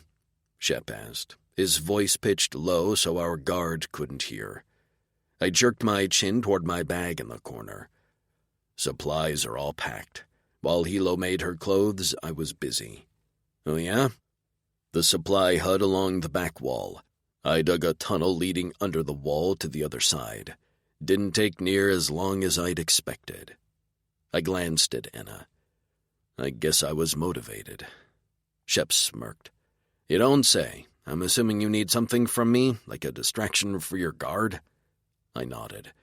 "Any ideas?" "Sure. I know Blesser can't resist spirits.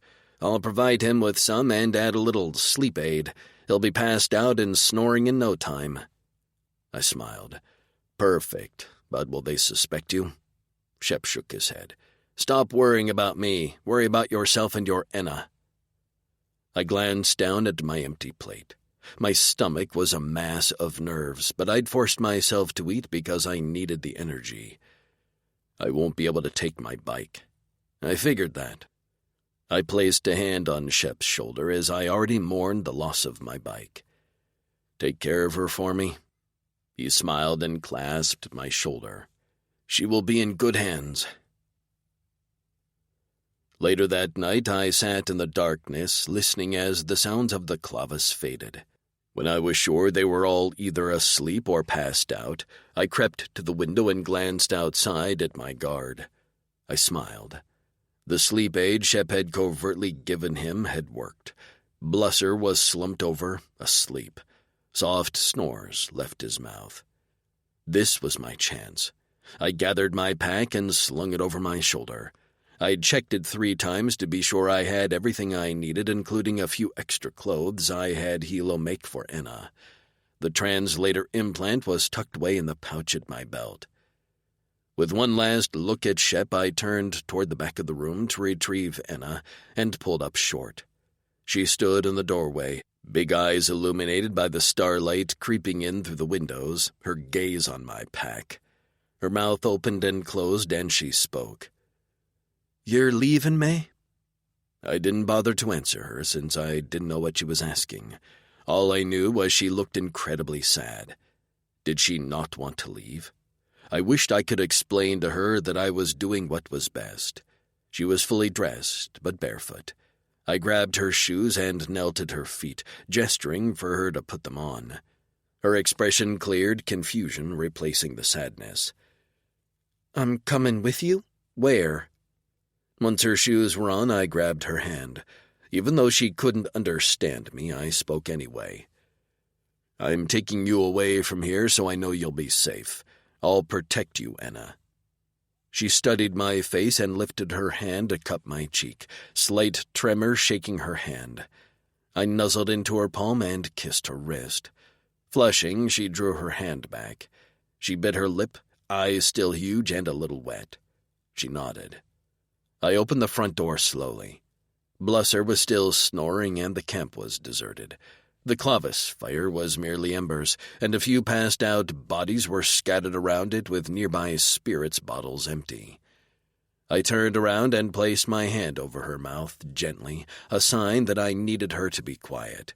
She jerked at my touch, but then seemed to understand and nodded. I took a step outside, pulling her behind me. Once the door was shut, I slipped around the side of Shep's hut, seeking the safety of the dark shadows. We headed for the supply hut. I'd placed bedding over the newly dug tunnel in case anyone ventured inside. The tunnel led outside our walls, and branches covered the opening in the dense forest. I hated that I had to make Enna crawl through dirt like an animal, but it was the best option we had to escape. It took us longer to get to the hut than I wanted, but Enna's legs were much shorter than mine. She wouldn't be able to keep up with my walking pace, even if she were running. I would have to carry her once we made it outside these walls. Crouched to remain in the shadows, we didn't have that option inside the gates. When we reached the hut, I hefted her into a window, then quickly followed her.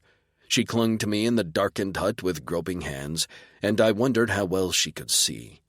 My eyes had long adjusted to the darkness. I pulled a small solar light from my belt and turned it on. Enna blinked at it, then grabbed it from me with an excited noise. I shoved the bedding aside to reveal the hole in the floorboards.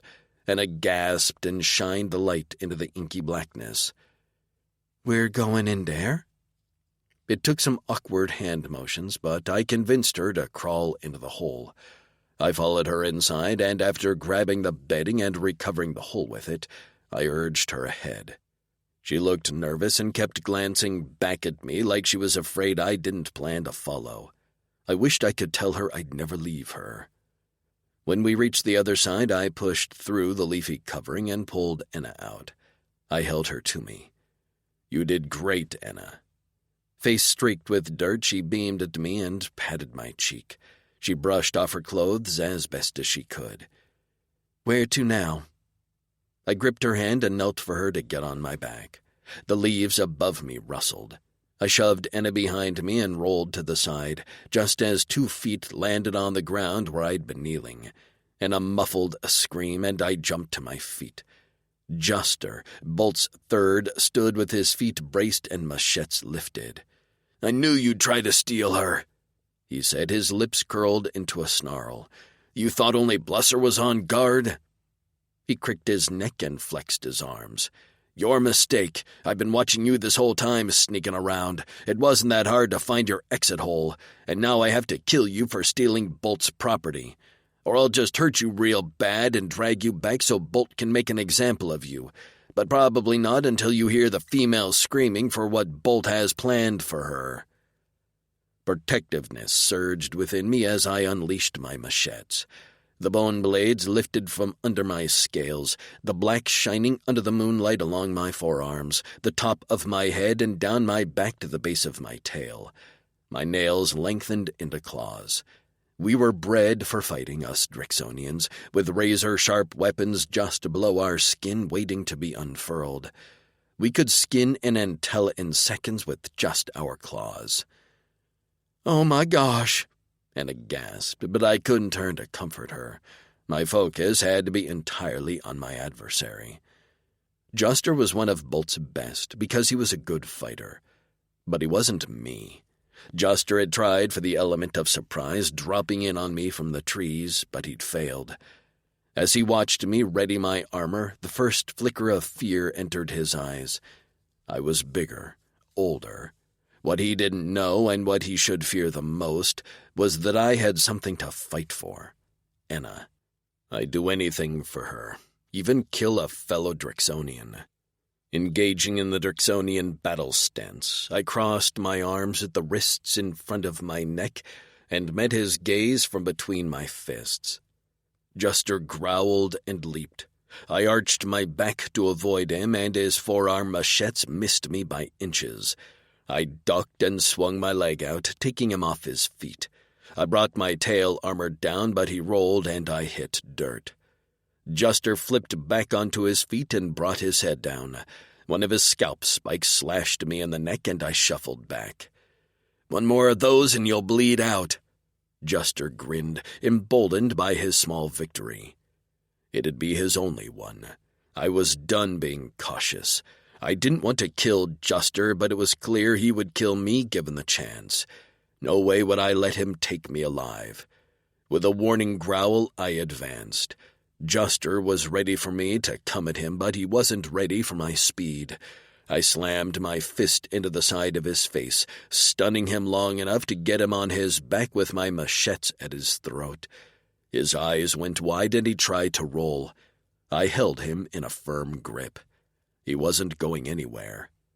I had to admit even I was surprised at how quickly I'd beaten him. I felt stronger, faster, and I assumed it was because I had something to fight for. "I can just put you out," I said. "We don't have to kill each other." He struggled beneath me, but my weight on his chest held him in place. My knees pinned his arms so he couldn't slash at me, but his efforts were digging his machetes into my thighs. I gritted my teeth against the pain. "You're going to have to kill me." His eyes burned into me, and his words soured my gut. So I did the only thing I could do, the most humane way I could kill him in the situation. I snapped his neck. A crack echoed through the forest, and Juster's body went still and lifeless. One of Enna's soft sobs followed. I stood slowly.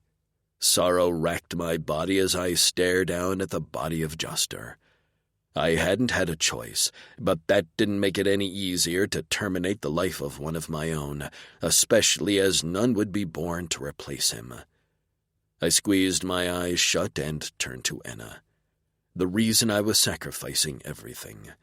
She looked at me, horror and panic written all over her face. I glanced down at myself, brushing at a cut in my chest that still bled. My machetes dripped with Juster's blood. The life I'd taken. I couldn't imagine how I looked to her. Would she ever see me the same? Had I lost her? I wanted to reassure her that I was still me, still Tark. But I didn't have time. We had to get out of here as fast as we could. I lunged toward her and she let out a short scream. I picked her up, cradled her in my arms, and took off into the forest at a dead sprint. Anna. He ran so fast that the world was a blur of dark shapes. My tears dried as soon as they dropped from my eyes. I clung to him, stomach churning. The torment in his eyes. He hadn't wanted to kill that other alien. Maybe I'd been interpreting it all wrong, but I assumed it all had to do with me. Talk was leaving with me, and he wasn't allowed. He'd killed for me. Since I'd walked in on him strapping a pack to his back, my life had been a roller coaster of emotions. I'd thought he was leaving me, sneaking out in the middle of the night. But then he'd taken me with him, only to shove me into a hole in the ground. I'd been elated at our escape, only to lose my freaking mind when that other alien had challenged Talk. I wondered if Talk had planned to leave me out here on my own. As in, he would help me escape, but then head back to his home. But he still wore the pack, and I couldn't imagine he'd be welcomed back if he'd killed one of them. I'd caused that. Me, or really the blowhole jerks who'd started this whole thing. My anger at them roared to life again. My head spun, and despite Talk's smooth gait, the constant motion was making me sick. I smacked his chest to get his attention, and his gaze snapped to me. But he didn't slow. I struggled in his arms and hit his arms with my fists. Finally, he drew to a stop.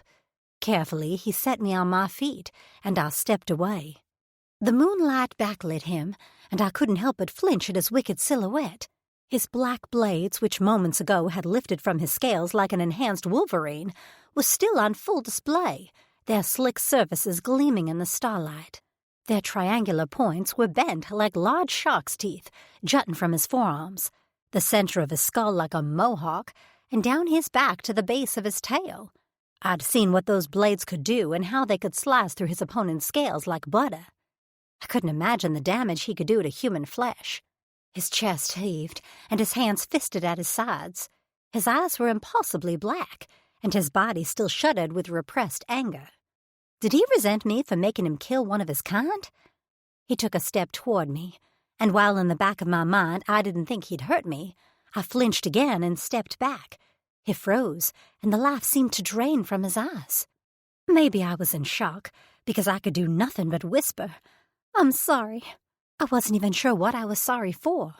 That he killed for me? That I'd flinched for him? That we were in this situation neither of us had asked for? Anna. My name was a broken whisper. He looked up into the sky, closed his eyes, and then his big body jerked. His body buckled, and he fell to his knees with a thud, his blades retreating back into his skin so he was once again the gentle Talk I had grown to care for. I hated how defeated he looked. I didn't really know what was going on, but I got the sense he was sacrificing a lot for me. His last exchange was Shep, where they'd clasped arms and murmured soft words to each other. Couldn't have been interpreted as anything but a goodbye. Shaking myself out of my stupor, I stepped forward and slid my fingers into his damp hair. He was coated in sweat and dark blood, but I ignored it all. My big alien needed comfort, and I needed it too, so maybe we could lean on each other. He was so tall, his forehead rested between my breasts, and I cradled his head in my hands. His arms wrapped around my waist, holding on to me tightly, like he wished to never let me go. "I'm sorry I had to kill one of yours, Talk. I don't know why you're doing this for me. You could have let Ponytail have me. You could have done so many other things, but instead you chose to escape with me." He tilted his head back, and dark eyes met mine. They were firing now, streaks of lighter purple swirling around his iris. The heat from his body seeped into my muscles and heated my bones. I finally registered our positions and what they meant. This big alien, this dangerous male with built-in weapons and arms bigger than my torso was on his knees, for me. His hands began to move, squeezing my waist and slipping down to cup the cheeks of my ass. I squirmed under his touch. already growing wet between my legs at the intense look in his eyes and his wandering hands. His nostrils flared, and his lips parted, fangs gleaming in the moonlight. "Talk," I whispered. He growled, and my world spun. 1 minute I was standing, and the next I was on my back, my head cradled by soft moss. Talk slid my shoes off, and then my pants. I instinctively pressed my thighs together, but with his hands on my knees, he speared me with a heated look and murmured a few syllables. My core pulsed. I froze and then relaxed my muscles, spreading my legs wide. I bit my lip, wondering what he thought. Did I look like other females he'd seen? He stared down at the space between my legs, his eyes wide and his cheeks flushed. He still looked deadly with a scabbed-over cut on his chest and blood splattered on his scales. I couldn't believe I wasn't turned off by the sight of him. If anything, the evidence of how he fought for me turned me on even more. His hands, with now retracted claws, touched me. It was just a brush at first, and then he spread my folds. With his head cocked to the side, he studied me, and I forced myself not to move. This was hot, his intense perusal. He wanted to learn me, my body, and I was more than happy to let him. He inhaled sharply, folded his big body in half, and latched his mouth directly onto my clit. He hollowed his cheeks and sucked. I screamed as my back bowed, and he held onto my bucking body, lips still firmly sealed over my skin. He lashed his pierced tongue back and forth across my clit, and the metal balls were like a massage to my engorged flesh. I writhed beneath him, and my fingers gripped his hair and tugged. Just when I thought it couldn't get any better, he began to hum. He set a rhythm of suck, lick, swirl, suck, lick, swirl. He hummed through it all, and the steady vibrations echoed to each of my limbs, so I felt him everywhere. Just as I felt the orgasm building, so big that I swore I'd combust, he pulled off my clit, swirled his tongue around my entrance, and speared me with that talented appendage. I swore I levitated. His tongue reached all the way inside, to places I'd never been touched before. His hums turned into growls, and his lips worked alongside his tongue. As he aided me, my cries and groans punctuated the still of the night. He touched me everywhere inside, his piercings rippling down my inner walls and lighting my blood on fire. I scratched the ground, digging my fingers into dirt. Then I grasped at his hair. I raked my heels down his giant back and marveled at the male on his knees, his lips locked onto my sex, servicing me. His eyes, like purple lasers, met mine over the bucking of my body. His lips curled, and his tongue dipped farther. My orgasm barreled down my spine like a scorching flame, and I detonated. My vision widened out, my neck craned, and my eyes rolled into the back of my head while I shuddered, and shook, and whimpered. When I came back to myself, I was still on my back, naked from the waist down, and Talk's head was resting on my thigh. His tongue lapped at me lazily, cleaning my sex and my inner thighs, even dipping to sample the crack of my ass. His eyes were closed, his features relaxed with bliss. I told myself to sit up, to say something, to reach into his pants and return the favor, but my eyelids were droopy. I yawned and thought of a few things I wanted to say, but never got them out as I drifted off into a post-orgasmic nap.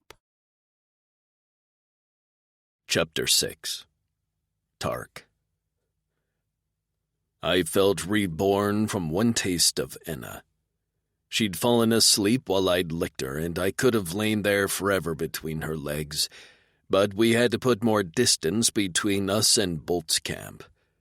I hadn't meant to stop this long, but I'd been overwhelmed by the scent of her and that breathy way she'd said my name. She was still asleep in my arms, and I kept a steady pace as I jogged through the forest toward the spaceship, careful not to jostle her too much.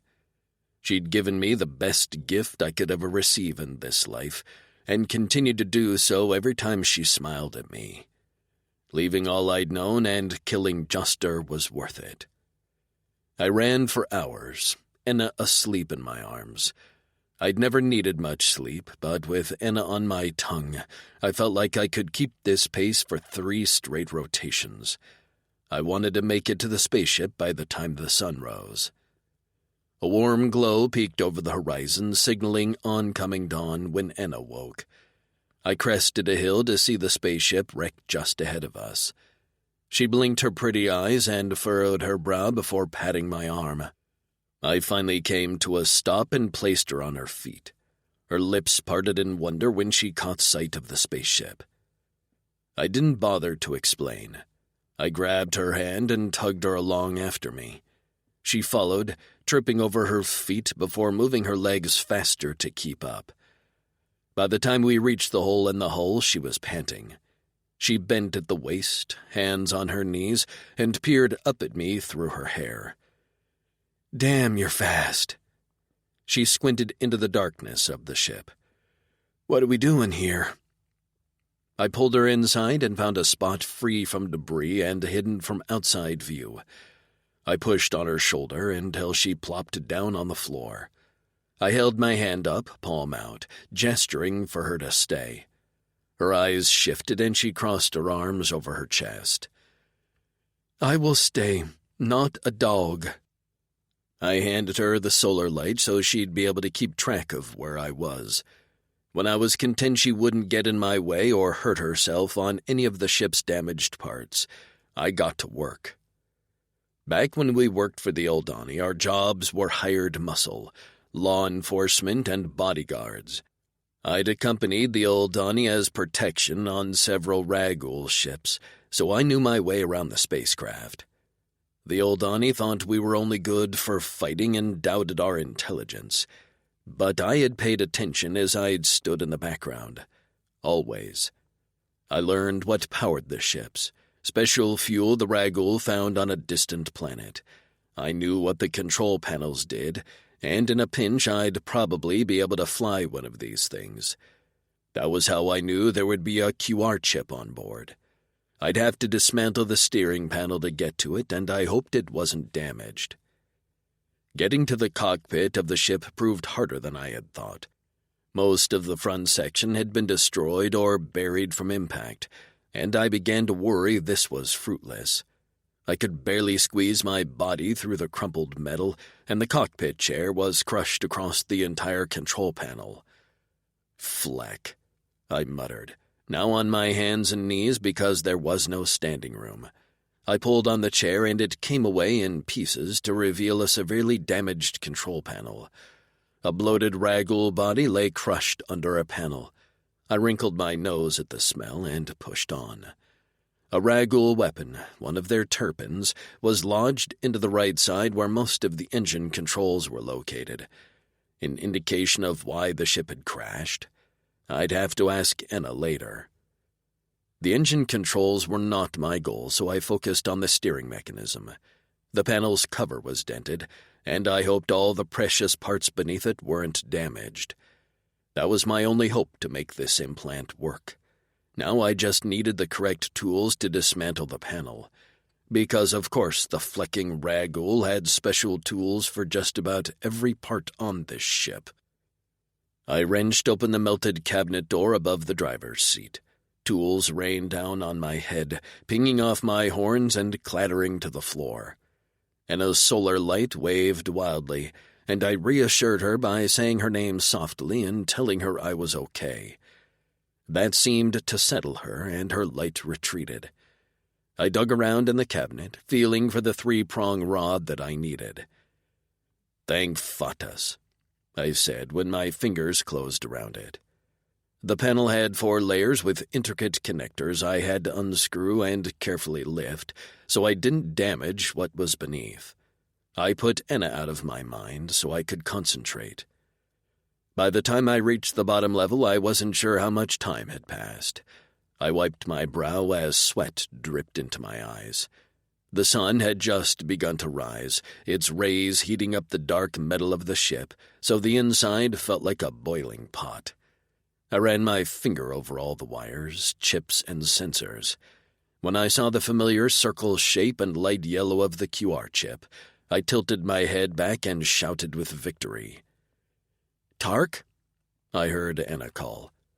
I plucked the QR chip from its spot and turned to crawl out of the cockpit. I emerged to see Anna sitting just where I'd left her, the sun glinting off her pretty red hair. Her big eyes took me in as I scrambled around the ship, looking for the next object I needed. Providing her with a translator wasn't enough. I had to upload her language onto the device so I'd hear her words in my language, and she'd hear mine in hers. A translator updater had to be somewhere on this ship. I knew the Ragul always traveled with one. If they'd traveled to Earth, then Earth languages had to be on it. The sight of the cabinet Anna had hid in when we found her caught my eye. The door hung ajar where Juster had ripped it open. I tore it off the rest of the way and clawed at the tangle of wires until my hands closed over a familiar handle. I held it up and flicked it on, hoping it was charged. It beeped weakly, and I blew out my breath, knowing I didn't have much time before it died. On the screen was the language it had updated for its last user. I squinted at the words. English. English? Anna said. Did you say English?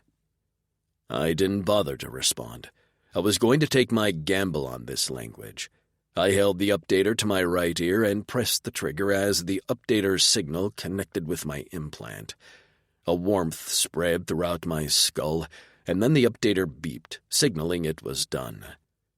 I set it down gently, just in case I'd need it again, and dropped to my knees in front of Anna. I tugged the small translator chip out of my belt pouch and pulled off the back. After slipping the QR chip into place and hearing a small activation chime, I nearly wept.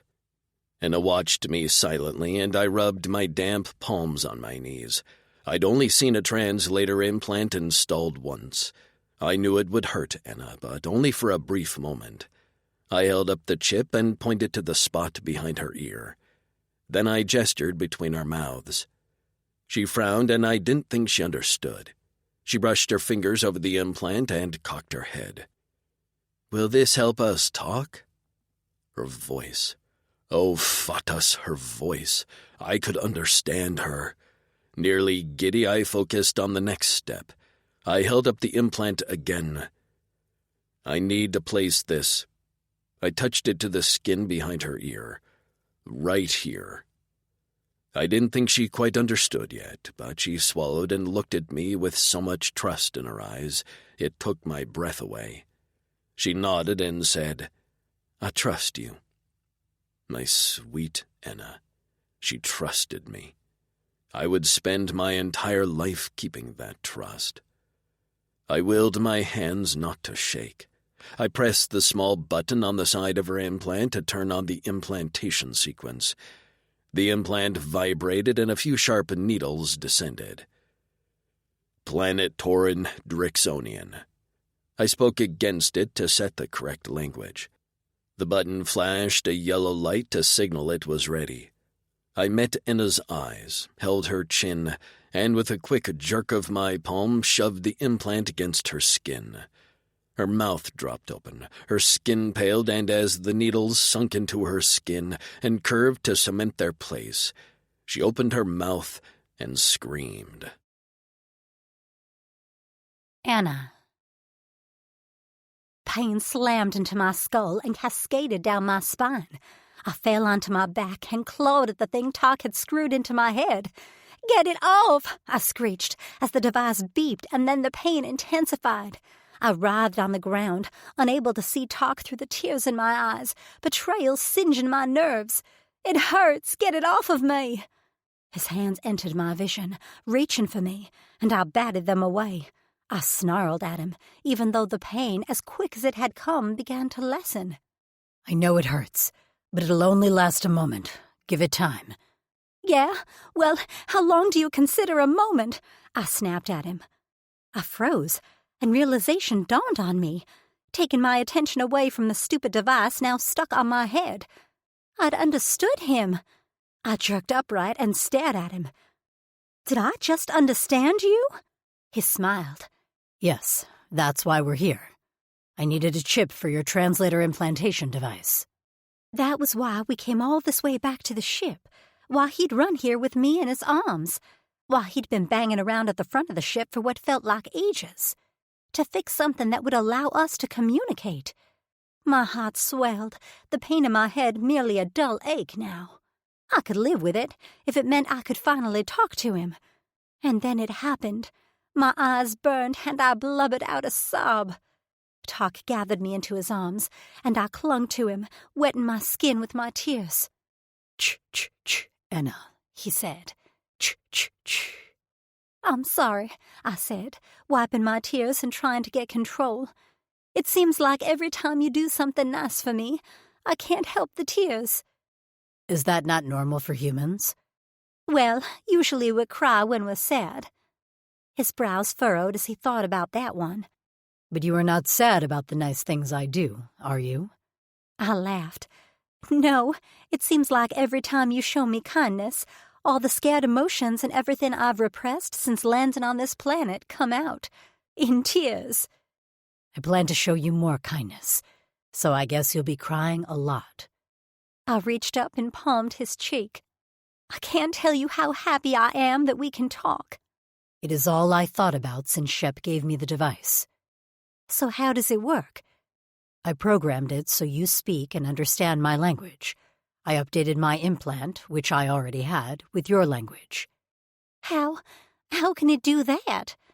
The device translates the words before it hits the part of our brains that interprets language. It still didn't make sense to me, but then neither did Shep's medical instruments or how I'd woken up in this hut with all my injuries completely healed. We don't have anything like this on Earth. He nodded. We don't know much about humans, but we have heard your technology is primitive to ours. I decided not to take offense at being called primitive. So you know I'm human? I didn't at first. Shep had to tell me. How did you come to be on this Ragul ship? Ragul? Those are the species who fly this type of craft. One eye, pale. Ah, yes. I called them blowhole aliens in my head because they looked like dolphins. Dolphins? I waved my hand. We didn't have time to cover Earth species right now. I'll explain that another time. I began to talk about how I'd gone to sleep in my bed on Earth, and I'd woken up on a spaceship with a few other human females, 2 of them dead. I explained how the crash happened and how I'd managed to survive, which was still a shock to me. He listened with rapt attention, his fists clenching a few times as I went over how close I'd come to dying. And then, I said, well, then you and your, friends showed up, and I think you understand what happened after that better than I do. I shifted in his lap, staring up into his handsome face. Are we going back? He inhaled sharply, and I didn't miss the way sadness crossed over his features like a cloud. He shook his head. No, sweet Anna. We will not be going back. Does it have to do with the ponytail guy? Who? The man who held me. I wrapped my hands around my throat. His face darkened, and the corners of his mouth twisted into a snarl. Yes. Bolt is our Drexel, and— Wait, what's a Drexel? I asked. Our leader. Oh, okay. Go on. He started out a good warrior, but time has worn on him, and he's turned self-serving. I don't know his full plans for you, but they were not good.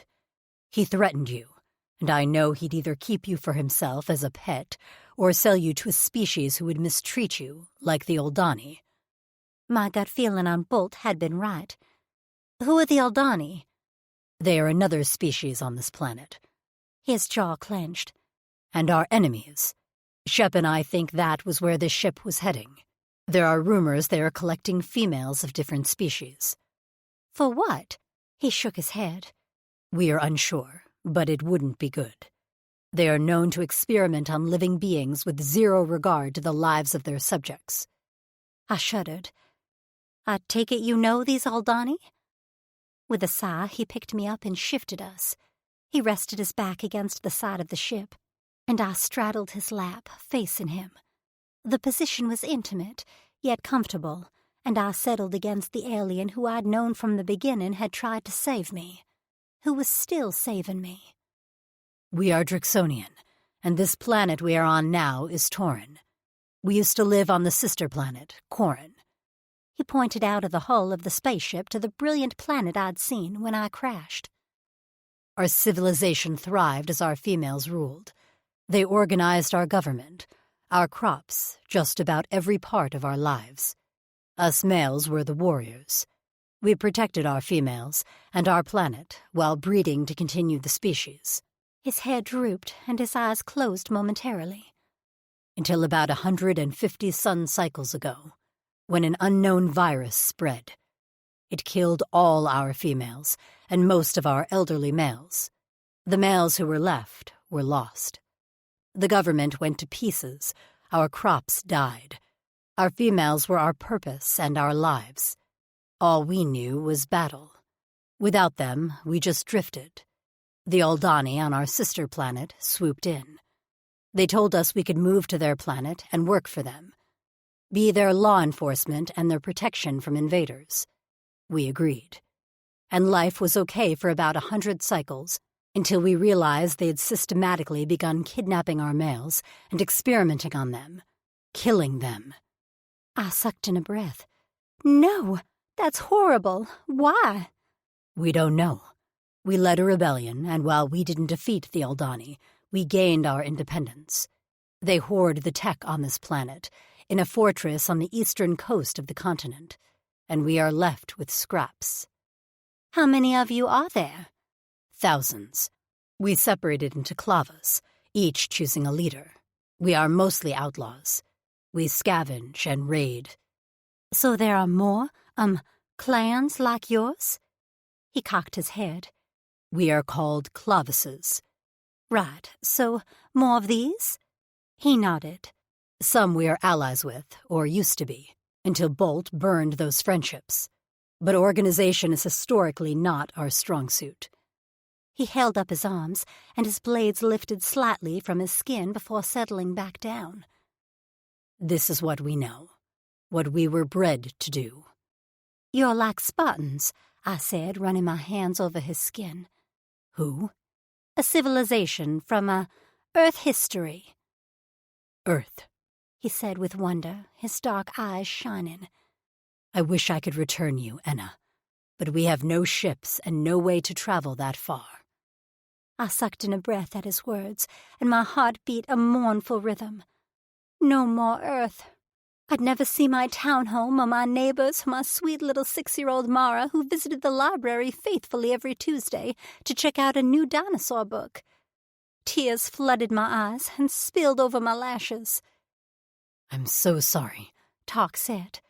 "but the only species we know who has the capability to travel to your home planet are the Ragul, and they are in league with the Aldani." I swiped at my eyes. I'd deal with my grief later. "So they're not your friends, right?" He shook his head. "And the Aldani destroyed our ships in the rebellion. We have no way to travel off-planet. The Aldani hoard a few emergency ships in unknown locations. We have tried to find them, as some of the Drixonian wish to return to Corin." I scowled. "I really hate these Aldani." He laughed and sifted his fingers through his hair. "Me too, sweet Enna. Me too." Chapter 7. Tark. As much as I enjoyed talking to Enna, we couldn't spend any more time at the ship. We were exposed, the heat was too much, and the smell from the few bodies that hadn't burned up on impact was overwhelming. With Enna in my arms and my pack on my back, I traveled as far as we could away from the wreckage until we both needed to stop and eat. I settled us among dense foliage to camouflage us against predators and worse. Bolt.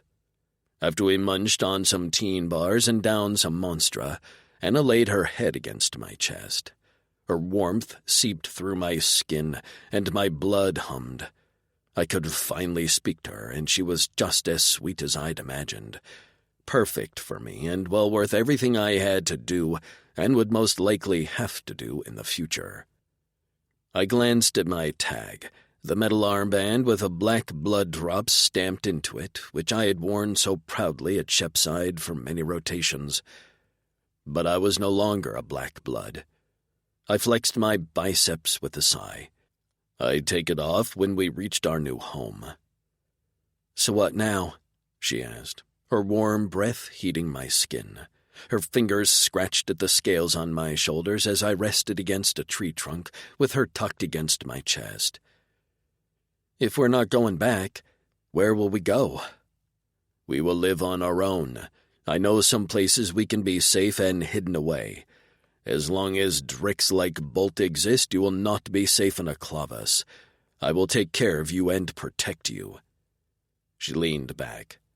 I'd expected her to be happy, but instead her eyes drooped with sadness. "But why would you do all that for me? Abandon everything you know? I can't ask you to do that." Her little white teeth nibbled on her lower lip. I reached out and pulled on the flash, freeing it from the abuse. "You didn't ask me. I'm honored to be the one to protect you. Maybe another male would be more worthy, but—" She shook her head so violently that her hair swirled, cascading over her shoulders. "No, Tark, I wouldn't choose anyone but you. Out of all those dricks, you were the one who stepped up when Bolt had his hand around my throat. You." I cupped her neck gently, rubbing my thumb over the dip at the base. "I'll do all this for you because from the moment I saw you, I felt drawn to you. When Bolt put his hand around your neck, when he scratched you, I felt it. There are rumors we have fated mates, but I've never met a human female. I've never met a female at all unless you count our animal species." Her mouth dropped open. "What?" "I was a chit, only just learning to talk, when all our females fell ill and died. The Oldani keep theirs hidden away, and the other species on this planet are either animals or non-humanoid species." She blinked at me. "But you kissed me, and you—" She squirmed in my lap, and my cock began to take notice. "I licked your cream," I said. "Oh, goodness gracious." She breathed, her cheeks reddening. "Yeah, that."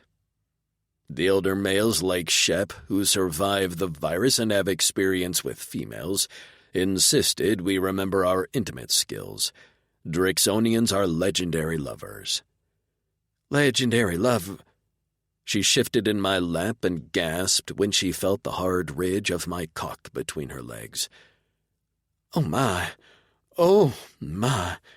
So you've never, penetrated a female with my cock? No. Some drakes manage to get hard a few times a cycle, but most of our libidos are dormant. We assumed we'd live that way for the rest of our lives, as only Drixonian females, or so we thought, would excite us enough to mate." My hands coasted down her back. "Until I met you, and my desire for you is unending." Her lips parted and her eyes went soft and warm. The green orbs entranced me. "I wish to show you what I've learned. Will you let me be your lover?" My sweet Enna's lips turned up and her chest heaved. Her luscious breasts jiggled, making my cock twitch. She shifted on my lap, rolling her hips, and a bit of mischief crept into her grin. "Yes, Tark, yes." With an elated growl, I rolled forward, placing her on her back on a mossy patch of ground. I stripped her out of her clothes until all her pale, naked flesh was exposed to me. She didn't move to cover herself up or even look nervous. Her trust in me nearly took my breath away. The pink nipples on her ripened breasts hardened beneath my gaze. I had never seen anything more beautiful, and my mouth watered. Would those pretty peaks taste like her cream? I lowered my mouth and latched onto a nipple, rolling the metal in my mouth around the sensitive flesh. She cried out and gripped my horns, urging me to continue to suckle the bud. I loved on it until the skin was red and wet before moving on to her next nipple. All the while she moaned beneath me.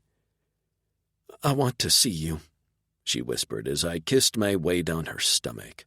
A shudder racked her body. "Take off your pants, Tark."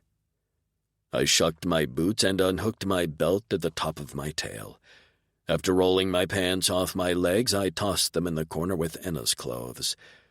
I had no idea what the men of her species looked like, so I rose up on my knees so she could look her fill.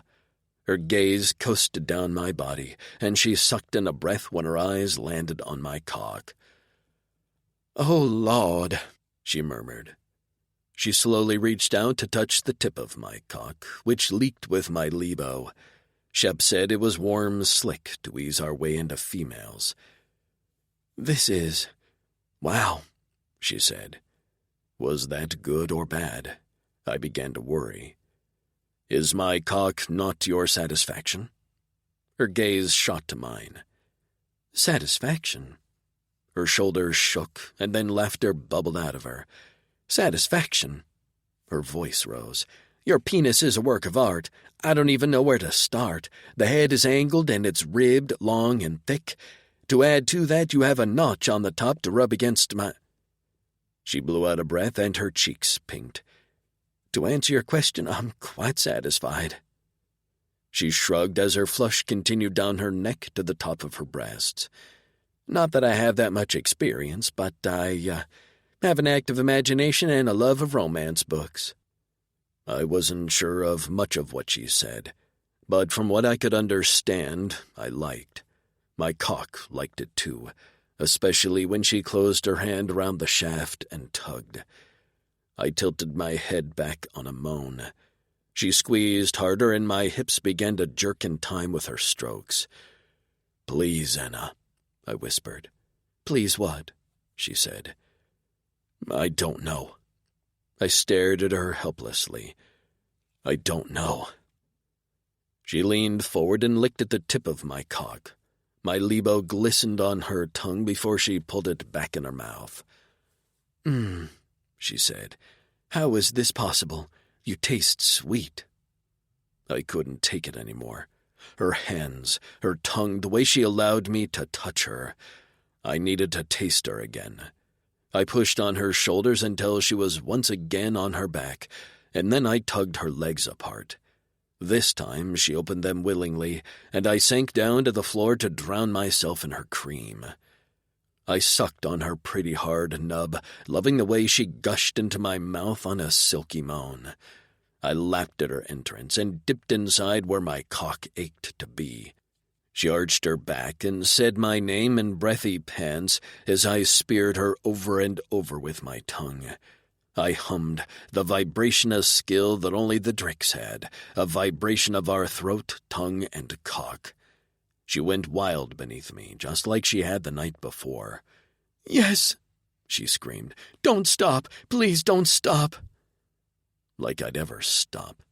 I'd make my home between her thighs if she let me. I raked the metal in my mouth over that spot inside of her I'd only dreamt about.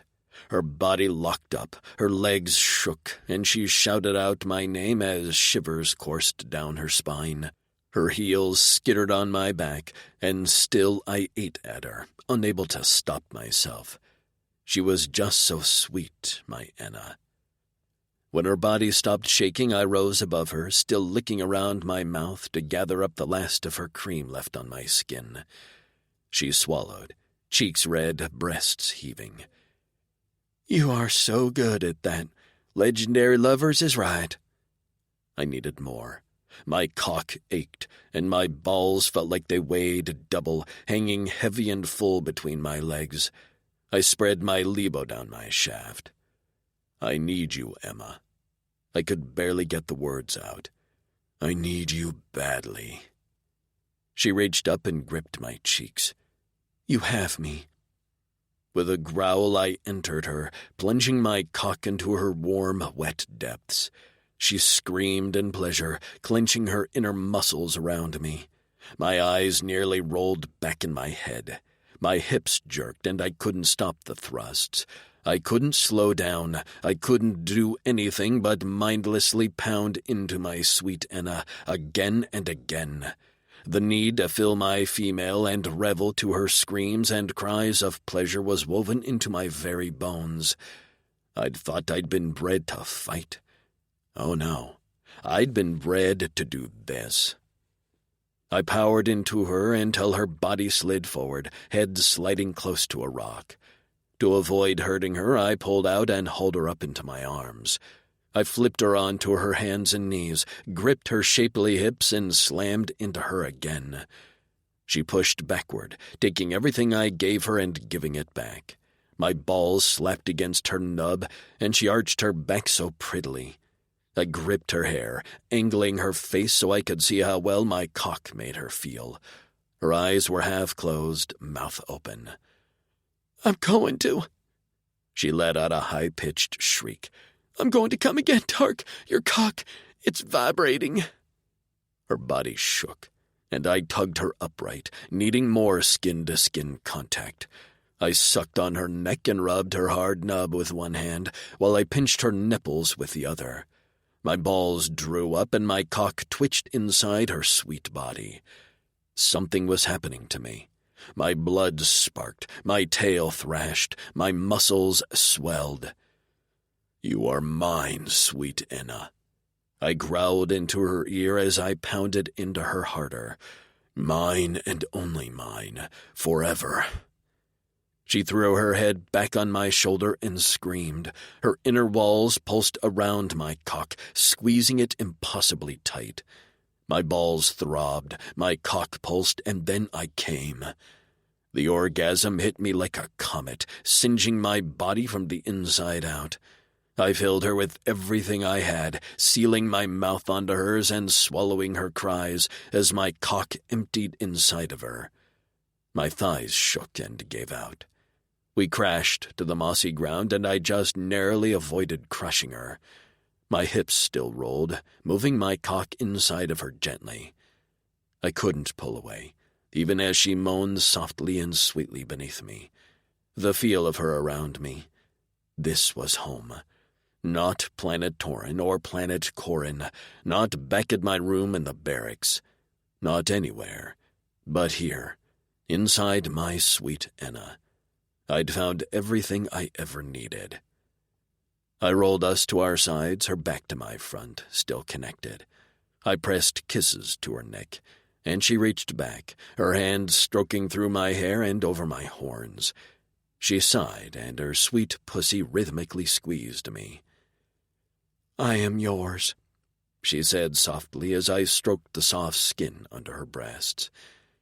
"And I'm honored to be yours." Anna.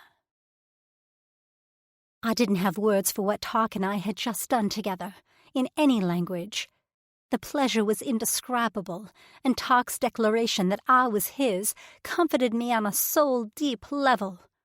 He held me tightly, his hands caressing me, and I nuzzled back into him. His cock finally slipped from my body, but he didn't move, didn't separate us an inch. The wind rustled the leaves above us, letting a sun rays warm our bodies. For a brief moment, I could almost believe I was on a normal picnic on Earth, with a normal boyfriend who'd just blown my mind. "You know," I said softly, "I never really had a home on Earth. We moved around a lot, so I was always in new places with new people. I wasn't grounded. I had no roots. My mother died, and my father and I lost touch. How did I have to travel all this way to a strange planet and find you to finally feel like I'm home?" His breath gusted in my hair. "Sweet Enna, I was thinking the same thing. My home is you." I brushed my fingers down his arm. His skin fascinated me. Up close, I noticed his scales were more pronounced on different parts of his body, mostly on his shoulders, chest, and down his sides. "You mentioned that Shep is your elder. So how old is he? How old are you?" "I'm 150 cycles old." "What?" I rolled in my arms to face him. My translator interpreted a cycle as one full rotation of Torin around the sun. So, like a year. "Is your cycle comparable to our year on Earth?" He shrugged. "I'm not sure about that." "And you're 150 cycles old?" I squeaked. "I am." I nibbled my lip as my anxiety spiked over my next questions. And how long do you live? About 500 cycles. I shot up to a sitting position. 500? His hand settled on my thigh. Human life expectancy is shorter, right? Yeah, I'm 30 and I might live to 100 if I'm lucky. He frowned at that and then shrugged. Well then, I'll go when you go. I jerked back. What does that mean? What is the point without you? You lived 150 cycles without me. He cocked his head, a patient smile on his lips. Yes, but that was before I knew you existed. Before I knew what it was like to find my other half. Now, you are my purpose. Oh, jeez, that was crazy. I wanted to tell him on Earth we'd call that insanity. But I couldn't bring myself to do it. Because a part of me thought the same thing, as messed up as it sounded. Look, his head whipped to the side and his hand clapped over my mouth, cutting off my words. His chest heaved as he stared through the dense brush to the large clearing beyond. For a split second, we sat in silence, and then he hurled himself to his feet. He shoved his legs into his clothes and threw mine at me. Get dressed, now. I fumbled with the heap of tangled fabric. What? Why? They are coming. Don't you hear the bikes? The hover bikes. I tried to listen as I got dressed, but I heard nothing. No, I don't hear anything. Fleck me, he muttered, stomping into his boots. Fleck, fleck, fleck. We shouldn't have stopped so long here. Wait, if you hear the box, then that means... His eyes whipped to me, and I didn't see fear, but instead only rage. Bilt is on his way. He slid to the floor on his knees and gripped my shoulders. I need you to listen to me. I'd planned to run and never face Bolt again, but if he was able to track us here... He shook his head. He will continue to hunt us down. I must face him and challenge him. Challenge him? What does that mean? Let's take a moment to pause from the story and enjoy a few peaceful minutes of music, just for your relaxation. This free audiobook is our gift to you. Thank you for being here.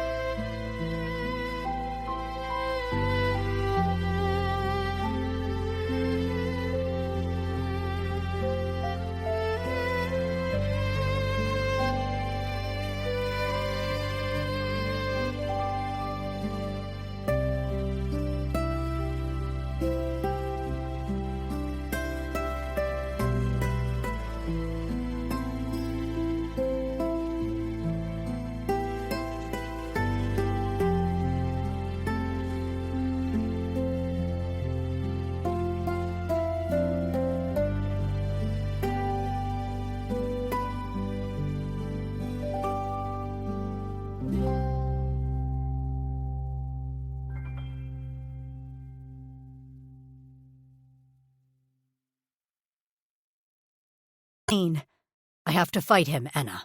To the death. What? I shrieked. He looked over his shoulder. They will be here soon. Stay here behind this tree and don't come out until I come to get you. He stood, and I lunged after him, latching onto his ankle. No! Are you sure we don't have time? This is an entire planet. We can run. He looked down at me with that patient smile that I'd loved a minute ago but now hated. There is no time.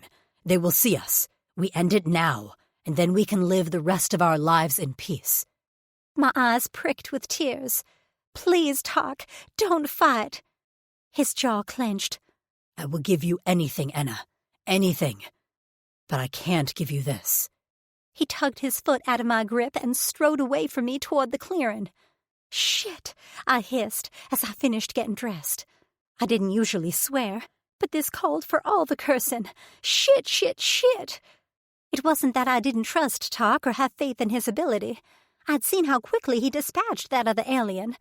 But I didn't trust Bolt, not one bit. I scrambled on my knees and pressed my chest against the trunk, peering around it cautiously. No way would I hide away while Tark fought to the death for me. For us. I squinted through a break in the brush. In the distance, the familiar swirling green dust cloud that surrounded the bikes approached rapidly. At the front of the pack, I could just make out Bolt's ponytail whipping around behind him. Tark, my big, beautiful, perfect male, stood about 50 feet away with his legs braced apart and his head back. He looked almost regal standing his ground. The sunlight glinted off his tail, and I squinted to get a better look. There, on the end, was a spiked ring. To fight. I swallowed. Everything felt a whole lot more real. The billowing green cloud drew closer. My hands grew damp. Sweat trickled down my spine, and I did all I could do. I waited and I watched. Tark. The clearing was large, close to the open plains where the spaceship had crashed. I cursed myself for not traveling farther, but part of me had always known Bolt would do everything in his power to find us. This was probably for the best. I was glad I hadn't removed my tag yet. The absence of it would have been a symbol that I was an outsider, and as such I wouldn't have been afforded the opportunity to challenge a Drexel one-on-one. As of now, I still bore the tag of the Black Bloods, and I'd defeat their Drexel and return the Clavus to its former glory. Bolt pulled to a stop in front of me, about half a dozen of Bloods behind him. He took his time turning off his bike and swinging off the seat. He approached me slowly, his gaze shifting between me and the tree line behind me. I hoped Anna listened and stayed out of sight. "Where is she?" he said, stopping a fair distance away. "She's gone," I answered. He huffed a laugh. "You think I believe that?" I shrugged. "I don't care what you believe. There is no way you sent a defenseless female into the wilds of Torin all by her lonesome. That's the problem with you, Tark. You're too selfless. You think I kept my Clavus alive by being nice and kind? I think there are many ways to maintain a Clavus, Bolt. Your way isn't the only way." He was silent for a moment. "Here's what I think. I think she's back behind you somewhere, cowering in the brush. I'm not quite sure what you think you're doing with her, but it doesn't matter, because once I tear your Cora out, she'll be returned to me." I willed myself to maintain calm. "She was never yours." He lifted his pierced brow. "Oh? She was mine the minute I saw her. The old Donnie should pay a nice price for her. So here's the deal. You let me pass and retrieve my property from that ship, or I'll kill you." The threat to my female boiled my blood. My skin pulled and itched, like it was too tight for my body. I didn't say a word, and let my machetes rise, rippling along my forearms and from my head down my back. My intent was clear. No one raised their machetes to their Drexel unless they were issuing a challenge. And a challenge was a fight to the death. I crossed my arms in front of my neck. With a snarl, Bolt lifted his machete in answer. "This field will be soaked with your blood."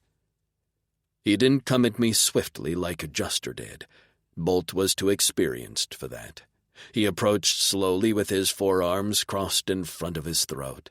His metal-spiked tail thumped. He'd pierced the entire length and threaded blade tipped bars through every hole. His tail was the deadliest thing about him, and I knew to stay away from it in order to survive. I bounced on the balls of my feet, my arms crossed to protect my throat, the most vulnerable place on a Drixonian's body. With a short growl, he spun, tail lashing out. The tip nearly caught me in the thigh, but I jumped back just in time. He didn't wait for me to recover. He came at me full force. His forearms uncrossed on a downward slash, and his machete grazed my chest. My scales, which acted like armor, absorbed the blow. Still, I smelled my blood as he succeeded in slicing a few shallow cuts into my flesh. To dodge more blows, I fell back, rolling into a crouch and spinning so my tail rose up and slammed into his shoulder. He roared and stumbled to the side. Black blood immediately began to ooze down his right biceps. He shook out his arm, nostrils flaring. "I let you have that one." I didn't bother to respond. We both knew he was lying. I slowly rose to my feet, tail braced in front of me protectively. I cracked my neck and crossed my arms again. This time he rushed me. Maybe he thought he could catch me off guard or out-muscle me, but I was ready. We parried, sometimes locking forearm machetes before one of us broke and tried to ram into a soft belly with our heads. Bolt's head spikes had been damaged long ago, and it was one reason he relied heavily on his tail. He lashed my back a few times, and despite the scorching pain coursing down my spine, I kept my mouth shut. I wouldn't cry out. I wouldn't show weakness. The green dirt beneath our feet grew dark and wet with blood. Our boots slipped on the slippery grass blades. Still we fought. Bolt's eye had swelled shut, and I was limping as a result of a large gash on my left thigh.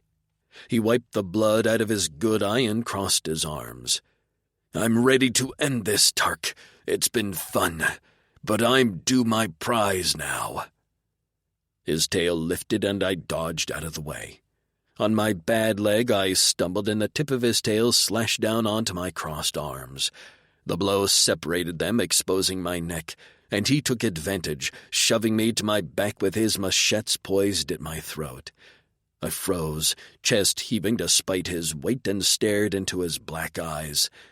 I knew what was coming next, and all I had to do was be patient, because if I knew Bolt... He grinned, showing his fangs. "I dreamed of getting you in your back for cycles. You know who'll be on their back next? The female..." I curled my tail around his neck and squeezed. The spikes dug into his exposed flesh, and his eyes went wide. His muscles slackened, and I took advantage. I ripped him off me with my tail and shoved him to the ground on his stomach. I pounced and gripped his hands behind his back in one of my fists, while I held his tail immobile with the other. He struggled as blood pulsed from his neck. "That's the problem with you, Bolt," I hissed in his ear. "You talk too flecking much." I lifted his head and let go of his tail long enough to rake my forearm machetes across his throat. I heaved myself off him and scrambled to my feet. His body twitched as his blood gushed into the dirt. His mouth opened, but he couldn't speak. I bent down, unclasped the Drexel tag from his arm, and watched his eyes dull as the life left him. Chapter 8. Anna. I didn't think about how Talk told me to stay hidden. I didn't pay attention to the other aliens who stood at their hoverbikes, possibly waiting their turn to kill Talk.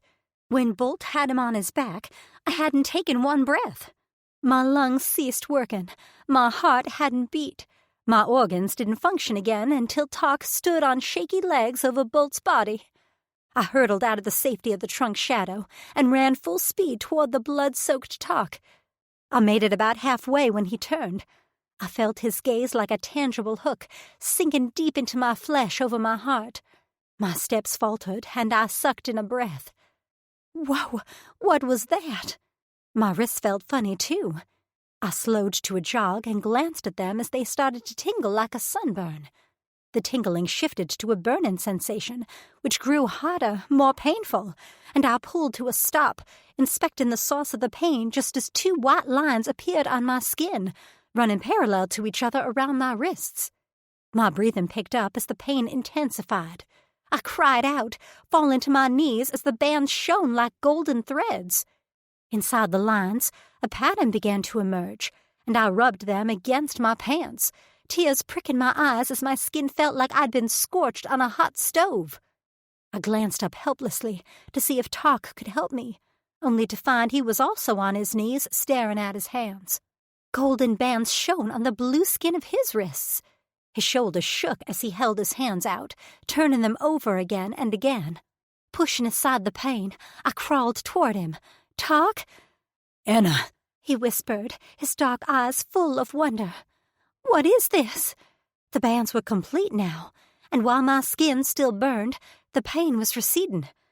"What happened?" He shook his head. I don't know." The hook in my heart pulsed and locked into place. Warmth spread throughout my body, a sensation of belonging and security settling into my skin like a permanent blanket. Emotion slammed into me. Happiness, confusion, pain, lust. They hovered in my brain like a cloud, separate from me but still there. Talk managed to close the distance and reached for me, pulling me against him. I stared at the bands on his wrists and held mine up to his. They matched. Both had the same geometric angled pattern. "Talk, I feel you," he whispered against my hair. "You're scared and confused, but you feel whole, just like I feel whole." That was what it was. I could feel him inside of my head. "Yes, all of that. I feel you, too." "There is a Drixonian myth of fated mates, but—" He shook his head. "But they were just that, myths." "Yeah, well, on Earth we had myths about aliens, and here you are, actually real." A shadow fell across us. I stayed huddled into Talk's chest, reluctant to be pulled from this intimate moment. "Tark," said a deep voice above us, his voice tinged with wonder. "Your wrists. I've never seen anything like it. Are you okay?" "I'm better than ever," Talk responded. "I'm bonded to my female, and the threat to us is dead.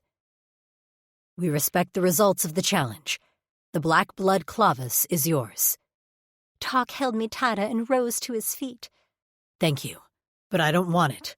It's yours, Vi." I lifted my head to check out Vi.